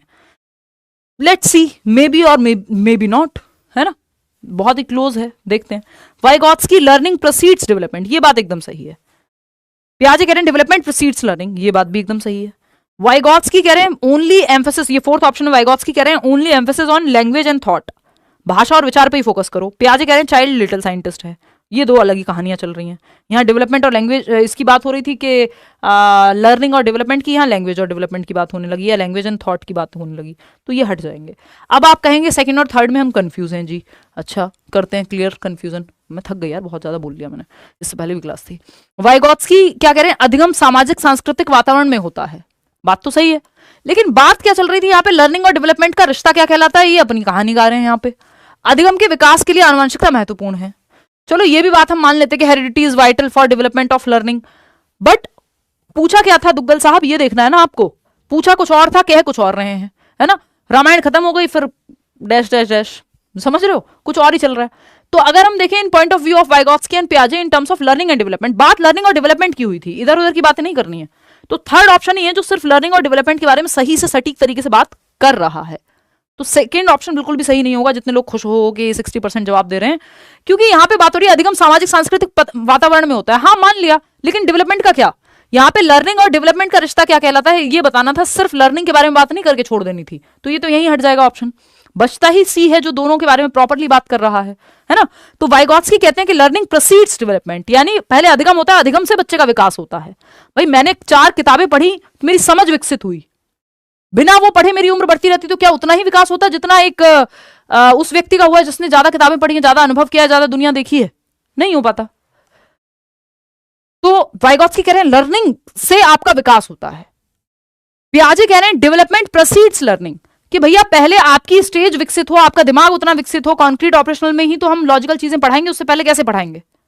तो ये कह रहे हैं डेवलपमेंट पहले होगा, कॉग्निटिव डेवलपमेंट स्टेज के हिसाब से, फिर आप सिखाओगे उस हिसाब से। तो ये दो इनकी मुख्य अंतर हैं पियाजे और वाइगॉत्स्की के बारे में। ठीक, कि पियाजे कहते हैं कि डेवलपमेंट प्रोसीड्स लर्निंग, ये मैं लिख के भी दिखा देती हूँ, थर्ड ऑप्शन ही यहाँ पे सही है एकमात्र, हिंदी में भी डिस्कस कर लेते हैं ना। ये मुख्य अंतर है कि वाइगॉत्स्की कहते हैं अधिगम विकास से पूर्व होता है या अधिगम से विकास होता है। पियाजे कहते हैं विकास अधिगम से पूर्व होता है, पहले विकास नहीं हुआ होगा। यानी अगर बच्चा मान लो हेरिडेटरी मेच्योर नहीं है तो 6 महीने के बच्चे को साइकिल चलाना नहीं सिखा सकते। वाइगॉत्स्की कह रहे हैं साइकिल चलाना सीखेगा तब तो उसका बहुत सारा विकास होगा, बहुत सारी चीजें नहीं सीखेगा, दुनिया देखेगा। तो ये इनका मुख्य जो है मतभेद है दो चीजों पे। क्या आप कहेंगे कि तो पियाजे कहते हैं, पहले हम लर्निंग और डेवलपमेंट पे बात कर लेते हैं। तो लर्निंग से डेवलपमेंट होता है, लर्निंग से डेवलपमेंट होता है, क्योंकि ये तो सोसाइटी और कल्चर की बात कर रहे हैं ना वाइगॉत्स्की। तो वो कह रहे हैं जब सीखोगे, बड़ों के साथ रहोगे, मोर नॉलेजेबल अदर्स के साथ, तब तो आपका विकास होगा जो उम्र के साथ होना चाहिए था। तो ये है वाइगॉत्स्की जो कहते हैं लर्निंग प्रोसीड्स डेवलपमेंट। ठीक है, क्या आपने अगर चीजें सीखी ही नहीं तो हो सकता है उतना बढ़िया बेहतरीन विकास आपका हो ही ना। अगर आपने कोई फिजिकल ट्रेनिंग नहीं ली, जो ज्यादा फिजिकल एक्टिविटी कर रहा है उसका शारीरिक विकास अच्छा होगा। तो वो फिजिकल एक्टिविटी करना क्या है, लर्निंग है। ठीक है ना। तो अगर हम यहां देखें, और डेवलपमेंट से लर्निंग होती है, विकास से, जो ऑटोमेटिक है, जिसमें कई चीजें मैचुरेशन से आ रही होंगी, डेवलपमेंट से लर्निंग होगी। ये बात पियाजे कह रहे हैं। तभी तो वो कह रहे हैं भैया 7 साल से 11 साल के बच्चे को ये वाला सिलेबस पढ़ाओ, फिजिक्स की किताबें 5वीं क्लास के बच्चे को मत पढ़ाओ। क्यों? क्योंकि अभी वो उसके लिए डेवलप नहीं हुआ। तो लर्निंग भी हम डेवलपमेंट की स्टेज के हिसाब से कराएंगे। ये बात पियाजे कहेंगे। कौन कहेगा? पियाजे। तो ये मुख्य अंतर है। एल डी के साथ वी लगा लो कि वाइगॉत्स्की कहते हैं लर्निंग प्रोसीड करती है, यानी पहले आती है डेवलपमेंट से। और डीएलपी किसी का मन करे याद रखने का, नहीं तो एलडी भी याद रख लोगे, इसका उल्टा पियाजे हैं कि लर्निंग से डेवलपमेंट। ठीक है, पहले सीखेगा फिर विकास होगा। इसका एक और चीज है, थॉट और लैंग्वेज के बारे में इनका ऐसा सही विचार है कि पियाजे कहते हैं पहले विचार आएगा। अभी आया था ना वो क्वेश्चन, थॉट से लैंग्वेज विकसित होगी। भाई अगर मेरे को पेन बोलना नहीं आता, फिर भी पेन को देख के कोई तो विचार मेरे मन में आया होगा ना। जब बादल बोलना नहीं आता था, बादल की भाषा नहीं, तब भी बादल को देख के कुछ तो मन में आया होगा जिसको विचार कहेंगे। फिर विचार से आप भाषा सीखते हैं। तो ये पियाजे कहेंगे ऐसा। और अगर आप कहते हैं वाइगॉत्स्की की बात, तो इसमें इन्होंने उल्टा नहीं कहा, सिर्फ डेवलपमेंट और लैंग्वेज, डेवलपमेंट और उसमें लर्निंग में इन्होंने उल्टा कहा है एक दूसरे को। बाकी इन्होंने उल्टा नहीं कहा। ये यहां पे थॉट से लैंग्वेज आएगा, थॉट प्रोसीड्स लैंग्वेज, ये बात पियाजे कहते हैं। लेकिन वाइगॉत्स्की इसका उल्टा नहीं कह रहे हैं। वो कह रहे हैं विचार और भाषा तो साथ साथ चलती है। थॉट और लैंग्वेज, भाषा और विचार में अलग बात कर रहे हैं दोनों। बस लर्निंग और डेवलपमेंट में जो है ऑपोजिट बात कर रहे हैं या उल्टी बात कर रहे हैं एक दूसरे की। तो ये कह रहे हैं तो पैरेलल चल रही है, एक टाइम के बाद जाके मर्ज हो जाएगा भाषा और विचार। ये वाइगॉत्स्की कह रहे हैं। पियाजे कह रहे थे कि थॉट पहले आएगा और बाद में भाषा आएगी। ठीक है, ये मुख्य दो बातें हैं। चलिए खैर आगे बढ़ते हैं नेक्स्ट क्वेश्चन पे। क्वेश्चन नंबर 22 देखिएगा क्या कहता है। क्वेश्चन नंबर 22 फटाक से समझेंगे। फ्रॉम अ पिजेशियन पर्सपेक्टिव, यानी पियाजे के पर्सपेक्टिव से, the process of taking new information into the existing body of knowledge is called. यानी पियाजे के दृष्टिकोण से ज्ञान के मौजूदा ढांचे में नई जानकारी को शामिल करने की प्रक्रिया क्या कहलाती है? ज्ञान के मौजूदा ढांचे, यानी ये एग्जिस्टिंग बॉडी ऑफ नॉलेज है, एग्जिस्टिंग स्कीमा है, आपकी स्टोर्ड इंफॉर्मेशन है। एग्जिस्टिंग बॉडी ऑफ नॉलेज मतलब स्कीमा, मेंटल स्ट्रक्चर्स, मानसिक संरचनाएं, पॉकेट्स ऑफ इंफॉर्मेशन दिमाग में जो बनी हुई हैं, इसमें आप नई इंफॉर्मेशन को टेक कर रहे हैं, यानी taking new information into existing body of knowledge. नई इंफॉर्मेशन को ऐड कर लिया, एग्जिस्टिंग इंफॉर्मेशन में फिट कर लिया, चेंज नहीं किया है, एडजस्ट नहीं किया, अडेप्ट नहीं किया, कुछ मिक्स ऐसा नहीं किया कि मैनिपुलेट किया हो, मॉडिफाई किया हो पुराने स्कीमा को नई को फिट करने के लिए, जस्ट फिट इन किया है, नए को ऐड कर लिया है। तो जब हम पुराने एग्जिस्टिंग स्कीमा में कुछ नया ऐड कर लेते हैं, this is known as assimilation only. ठीक है, इसको एकोमोडेशन नहीं कहेंगे, क्योंकि एकोमोडेशन में कुछ पुराने में चेंज हुआ होगा, मॉडिफिकेशन हुआ होगा, नया स्कीमा बना होगा, या तो नया स्कीमा बनेगा या पुराने में मॉडिफिकेशन होगा। एकोमोडेशन में ये दो शर्तें होती हैं। एसिमिलेशन में आप फिट इन कर लेते हैं नई इंफॉर्मेशन को एग्जिस्टिंग स्कीमा में, ध्यान रखिएगा। Third option is the right answer. आगे बढ़ेंगे, क्वेश्चन नंबर 23 देखिएगा। Meena has begun to use words and started understanding that words represent objects. यानी अब मीना को पता है कि ये जो पेन, जो कि एक शब्द है, ये एक ऑब्जेक्ट को रिप्रेजेंट करता है। ये मैं रॉकेट जैसा पेन बना देती हूं, बट आप मान लेना, है ना, कि एक ऑब्जेक्ट को, या जब एप्पल की बात हो रही है तो ये वर्ड है एप्पल, और इससे रिप्रेजेंट होता है एक शब्द, एक ऑब्जेक्ट जो कि ऐसा दिखता होगा, एप्पल। बात सही है? क्लियर है बात? बहुत ही गंदा जोक मारने का मन कर रहा है, बट मैं नहीं क्रैक करूंगी। फोन दिखा के बोलने वाली थी ये वाला एप्पल नहीं वो वाला एप्पल। एनीवे, तो अगर हम बात करें एनईपी के लिए अलग से सेशन वी कैन प्लान। पोल इतना जल्दी क्यों देते हैं बताइए जी, जवाब दीजिए। टाइम से दे रहे हैं, कह रहे हैं गुड नाइट भाई, फॉलो योर ड्रीम्स। अच्छा ओके, थैंक यू। देखिएगा एक बार, जवाब दीजिए, बोल दीजिए किसको क्या बोलना है, बताइए आप। एनीवे 52% लोग कह रहे हैं ए ऑप्शन। चलिए समझते हैं। तो बच्चा जो है यहाँ पे begun to use words and started understanding that words represent objects, कि भैया वर्ड्स का इस्तेमाल करना शुरू किया है जो कि सिंबल्स होते हैं, और उसको पता है कि सिंबल्स किसी ऑब्जेक्ट को रिप्रेजेंट करते हैं। फिर आता है she is also beginning to reason logically though she can not perform conservation. Logically reason करना शुरू कर दिया बट परफॉर्म नहीं कर सकती कंजर्वेशन अभी। अकॉर्डिंग टू जीन पियाजे which stage of cognitive development is Meena in, pre operational में, फॉर्मल में है, कॉन्क्रीट में है, कहां है? प्री ऑपरेशनल में, क्योंकि सिंबॉलिक थॉट आ गया, सिम्योटिक फंक्शन आ गया है ना। लॉजिक, ये जो इन्होंने कहा है तार्किक रूप से तर्क करना भी शुरू कर रही है, हो नहीं गया है। बिगिनिंग टू रीजन, अभी वो जो रीजन है वो भी लॉजिकल नहीं होगा, वो भी इंट्यूटिव थिंकिंग होगी। ये इनकी फैलेसी है इस क्वेश्चन में, ये आपको कंफ्यूज करने के लिए जो है लिखा गया है। तो प्री ऑपरेशनल स्टेज ही है ये, क्योंकि यहां पे सिंपल कहा है कि वर्ड्स को यूज करना शुरू किया है सिंबल्स के माध्यम से। तो सिंबॉलिक थॉट, ABCD भाषा को सीखना, ये सब प्री ऑपरेशनल में ही शुरू होता है। लॉजिकली बिगिन कर रही है, अभी बिगिनिंग टू रीजन, अभी चल रही है प्रोसेस, हो नहीं गई है कि रीजनिंग प्रॉपर लॉजिकल थिंकिंग आ गई हो, आएगी, इंट्यूटिव थिंकिंग है अभी। एनीवे आगे बढ़ेंगे। क्वेश्चन नंबर 23 देखिएगा, 24 देखिएगा। 30वां क्वेश्चन हर कोई करके जाएगा, ऐसा कोई भी व्यक्ति नहीं होना चाहिए जिसको 30वां क्वेश्चन नहीं पता हो। आज नहीं कोई लेट हो रहा हो तो कल जरूर आके सेशन में लास्ट के 2-3 क्वेश्चन जरूर कर लेना, है ना। देखिएगा फटाफट से बताइए। एनीवे असर्शन क्या है, स्टेटमेंट क्या है? अकॉर्डिंग टू पियाजे children in the pre operational stage can engage in abstract thinking. अमूर्त चिंतन में संलग्न हो जाएंगे प्री ऑपरेशनल स्टेज के बच्चे। ज्यादा एस्पिरेशनल नहीं हो रहे हैं ये लोग, ये लिखने वाले हैं कि पूर्व संक्रियात्मक अवस्था 2 से 7 वर्ष में अमूर्त चिंतन जो सामने नहीं है उस पर सोच पाएगा। अभी तो वो मूर्त पे भी नहीं सोच पा रहा, अभी तो कॉन्क्रीट चीजों के प्रति भी लॉजिक नहीं आया। The pre operational stage is characterised by symbolic thinking but lacks the ability to think logically about abstract concepts. बिल्कुल सही, सिंबॉलिक थॉट तो आ गया, सिम्योटिक फंक्शन तो आ गया, लेकिन एब्स्ट्रैक्ट थिंकिंग नहीं आई है अभी। समझ रहे हो बात को? 11:15 हो गए और आप लोग इतनी प्यार मोहब्बत से जो है लगे हुए हो, वाह गजब।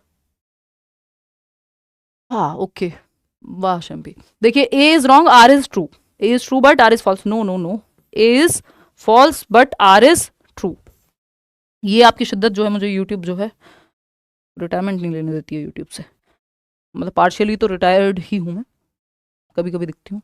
देखिएगा तो ए गलत है, आर सही है, ये बात सही है कि ये तो सही है, ए सही नहीं था। आगे बढ़ें, कितने लोगों ने सही जवाब दिया था? 72। चलिए बहुत बढ़िया। क्वेश्चन नंबर 25 देखिएगा, स्टेटमेंट क्या है? Egocentrism is prominent in the pre operational stage according to Piaget's theory. बिल्कुल सही है। ईगो सेंट्रिज्म का मतलब क्या है? अहम केंद्रित है बच्चा, दूसरे का पर्सपेक्टिव समझ ही नहीं पा रहा। अभी मैंने बच्चे का नाम मतलब सोहम, जो कि एक बच्चा है जिसका मैंने एग्जांपल दिया था आपको पेपा पिग और बाइक पे बिठाने का, तो 4 लोग बात कर रहे हैं, सब सही चल रहा है, लेकिन वो रोने लग गया। क्यों? क्योंकि उसका पेपा पिग बाइक पे नहीं बैठ रहा, ईगो सेंट्रिक है। एक तो वो उसको रियल समझ रहा है कि बैठ नहीं रहा जान के, तो एनिमिस्टिक थिंकिंग भी है और ईगो सेंट्रिक भी है। उसको लग रहा है अब जैसा मुझे महसूस हो रहा है सब टेंशन लो मेरी भाई, पेपा पिग नहीं बैठ रहा, दुनिया खत्म हो जाएगी। समझ रहे हो? तो ये ईगो सेंट्रिक मतलब दूसरे का पर्सपेक्टिव नहीं समझ पाना। समझ रहे हो? तो ये बात सही है एकदम कि ईगो सेंट्रिक होता है बच्चा प्री ऑपरेशनल स्टेज के अंत तक जाके, थोड़ा कम होता है प्री ऑपरेशनल स्टेज में, नहीं तो ये जाता तो कॉन्क्रीट ऑपरेशनल में ही है। ठीक है, रीजन क्या है इसका? Egocentrism allows children to understand others' perspective better. ना ईगो सेंट्रिज्म तो प्रॉब्लम क्रिएट करता है, अहम केंद्रितवाद तो बच्चों को दूसरे के पर्सपेक्टिव को समझने में दिक्कत देता है, रॉन्ग हो जाएगा। तो A is true but R is false. A सही है, आर गलत है, थर्ड ऑप्शन बिल्कुल सही जवाब। आगे बढ़ेंगे नेक्स्ट क्वेश्चन पे। क्वेश्चन नंबर 26 देखिएगा, और 3-4 सवाल हैं, डटे रहिए। क्वेश्चन नंबर 26 क्या कहता है? अकॉर्डिंग टू, ये आया हुआ है ऑनलाइन पेपर 2023 में, इवनिंग शिफ्ट पेपर 2। ऑनलाइन तो नहीं हुआ होगा 23 में, या ऑनलाइन ही हुआ था, मतलब जो भी है, बट आया हुआ क्वेश्चन है। आई कांट रिकॉल के ऑनलाइन हुआ था कि ऑफलाइन हुआ था। अकॉर्डिंग टू पियाजे which of these factors plays an important role in cognitive development. वही 4 फैक्टर हैं, इस पर इतनी बार सवाल आ चुका है। MESE कौन सा एक फैक्टर है जो यहाँ पे महत्वपूर्ण रोल प्ले करेगा? कभी इसमें पूछ लेगा कौन सा है, कभी पूछ लेगा कौन सा नहीं है। तो conditioning, reward, punishment, drill and practice, expository teaching, ये सब नेगेटिव वर्ड हैं पियाजे की थ्योरी के अकॉर्डिंग। तो कंडीशनिंग हो नहीं सकता। लैंग्वेज भी इन 4 फैक्टर्स में आता नहीं है। रीइंफोर्समेंट भी आता नहीं है। बचा क्या? एक्टिविटी। एक्टिविटी मतलब एक्सपीरियंस, तो गतिविधि यानी फर्स्ट ऑप्शन। कई बार मैचुरेशन होता है तो वो सही हो जाता है। इसमें गलती क्यों कर रहे हो भाई? 72% लोग क्यों जवाब दे रहे हैं? 28% गलत क्यों दे रहे हैं जवाब? सॉरी, हाँ, तो क्यों आप लोग 28% लोग गलत जवाब दे रहे हैं बताइए। क्वेश्चन नंबर 27 क्या है question number 27? Which of the, ये भी आया हुआ सवाल, मैंने लास्ट में 2-3 क्वेश्चन ऐसे ही रखे हैं। Which of the following is a correctly matched pair, आपको मैच करना है पेयर को। सेंसरी मोटर पीरियड में application of logic to concrete problems. आप जवाब दो, फिर मैं दूंगी जवाब, फटाफट से दो। 66% लोग फर्स्ट ऑप्शन दे रहे हैं। करेक्टली मैच्ड पूछा है सरकार, इतनी जल्दी क्या है जवाब देने की? निम्न में से कौन सा युग्म का मिलान सही है? तो संवेदी चालक या संवेदी परक अवस्था, जन्म से 2 वर्ष, मूर्त समस्याओं का प्रॉब्लम का सॉल्यूशन ढूंढ लेगा बच्चा। कॉन्क्रीट ऑपरेशनल में होता है लॉजिक आना या कॉन्क्रीट चीजों पे प्रॉब्लम सॉल्व कर पाना। 7 से 11 वर्ष में जो काम होगा, आप कह रहे हो कि जी ये तो हो जाएगा जन्म से 2 में ही, तो ये तो गलत है ना, ये सही कहां से मैच्ड है?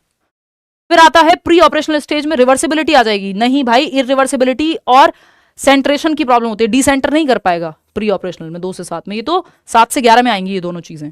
कॉन्क्रीट ऑपरेशनल स्टेज में ऑब्जेक्ट परमानेंस आएगी और एनिमिस्टिक थिंकिंग आएगी। ऑब्जेक्ट परमानेंस जन्म से 2 वर्ष में आ जाएगी, एनिमिस्टिक थिंकिंग 2 से 7 में आएगी। कोई भी कॉन्क्रीट ऑपरेशनल में है ही नहीं।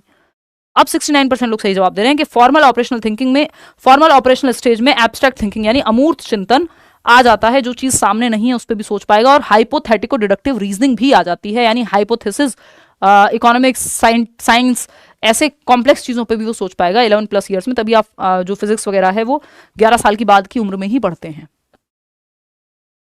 क्वेश्चन नंबर 28 देखिएगा, ये भी आया हुआ सवाल है। क्वेश्चन नंबर 28 क्या कहता है भाई? In Piaget's theory what process describes an infant's action when she changes the way she holds her hand as she reaches for round objects as opposed to square ones. कितना प्यारा सवाल है। पियाजे के सिद्धांत के अनुसार कौन सी प्रक्रिया है जो एक शिशु की क्रिया का वर्णन करती है, जिसमें वह गोलाकार वस्तुओं की जगह समकोण वस्तुओं तक पहुंचने के लिए अपने हाथ के पकड़ने के तरीके को बदलती है? यानी एक बच्ची है, जब आप उसको एक बॉल पकड़ाते हैं, या फॉर दैट मैटर जब आप मुझे माउस पकड़ा रहे हैं, तो मैं एक हाथ, आप माउस जब चलाते हैं तो आप एक पोजीशन बनाएंगे, हाथ की एक शेप बनाएंगे, और यही शेप मेरी चेंज हो जाएगी जब मैं पेन पकड़ूंगी। समझ रहे हो? पेन ऐसे पकड़ा जा रहा है, माउस ऐसे पकड़ा जा रहा है, दो अलग वे में। या मैं बॉटल पकड़ रही हूं तो अलग तरह से पकड़ूंगी, फोन चला रहे हो तो आप अलग तरह से होल्ड करोगे। तो आप बार बार क्या कर रहे हो? एकोमोडेट कर रहे हो नए नए ऑब्जेक्ट्स के हिसाब से, उनकी शेप के हिसाब से। सिंपल बात। तो ये क्या हो रहा है यहां पे? She reaches. तो in Piaget's theory what process describes an infant's action, इस प्रक्रिया को क्या कहोगे सरकार? एकोमोडेशन कहोगे ना, इसको स्कीमा क्यों कह रहे हो? एकोमोडेशन है, ये चेंज करना पड़ रहा है ना, मुझे अडेप्ट करना पड़ रहा है। नया स्कीमा या फिर जो भी पुराना स्कीमा है उसमें कुछ चेंजेस करने पड़ रहे हैं। स्कीमा तो अगर पहले से सेट होता, ये जो चेंज है इस प्रोसेस की बात हुई है। ये कहां स्टोर्ड है ये नहीं पूछा आपसे, स्टोर कहां है? तो स्कीमा में है, दिमाग में है मतलब। तो ये भी पूछा हुआ सवाल है जिसमें आपने खूब गलती की। Question number 29 second last question है। 10 जनवरी 2023 को आया है इवनिंग शिफ्ट में। अकॉर्डिंग टू पेपर 2 में, मतलब अकॉर्डिंग टू जीन पियाजे, when a child is shown a toy and then it is hidden, एक बच्चे को टॉय दिखाया, छिपा लिया गया। इंस्टेड ऑफ फॉरगेटिंग, भूलने की बजाय, about it the child tries to find that toy, बच्चे को टॉय दिखाया, छिपा दिया। अब वो भूला नहीं इसके बारे में कि थोड़ी देर बातों में लगाया, इधर उधर भूल गया, नहीं, अब वो ढूंढ रहा है उस टॉय को। इसका मतलब ऑब्जेक्ट परमानेंट हो गया दिमाग में। At dash stage this characteristic is found in the child, sensory motor में हो जाता है। इसी, मैंने आपको बताया हुआ है, इसी स्टेज की शुरुआत में लैक ऑफ ऑब्जेक्ट परमानेंस है और इसी की एंड में अचीवमेंट ऑफ ऑब्जेक्ट परमानेंस है, यानी वस्तु स्थायी हो जाती है। तो दोनों के लिए यही काम करेगा। Characteristic is found in the child and it is called, तो ये सेंसरी मोटर स्टेज में हो जाएगा और इसको ऑब्जेक्ट परमानेंस कहेंगे। गलती से भी प्री ऑपरेशनल मत चले जाना, जरूरत नहीं है आपको उसकी। सेंसरी मोटर की शुरुआत में लैक ऑफ ऑब्जेक्ट परमानेंस है और बाद में ढूंढने भी लगेगा। क्लियर है बात? 64% लोग सही जवाब दे रहे हैं, 36% लोग इसमें भी फंस जा रहे हैं। क्वेश्चन नंबर 30 है, आखिरी सवाल है, देखिएगा फटाफट से, इसका आप जवाब देंगे। जब मैं आपको सवाल देती हूं कि 1 मिनट रुकना, इनको पोल दिया, 1 मिनट हटा दो पोल, दोबारा पोल दो। मैं आपको एक सवाल देती हूं कि the ability to use symbols comes in, the ability, कोई बात नहीं, अब देर हो ही रही हो जाए, हमारे कुक हैं उनको भी जाना है। The ability to use symbols comes in which stage, comes in which stage, कि भाषा को इस्तेमाल करने लगेगा या सिंबल्स इस्तेमाल करना, विच स्टेज ऑफ कॉग्निटिव डेवलपमेंट। तो आप बताएंगे 2nd, 3rd, 4th। हमने कहा sensory motor, sensory motor, concrete operational, मूर्त संक्रियात्मक, प्री ऑपरेशनल और फॉर्मल ऑपरेशनल। फटाफट से बताओ। इसी से जुड़ा हुआ सवाल है, इसलिए बीच में मैंने जबरदस्ती पुट किया है। फटाक से बताओगे जल्दी, ABCD नहीं दे सकते हो?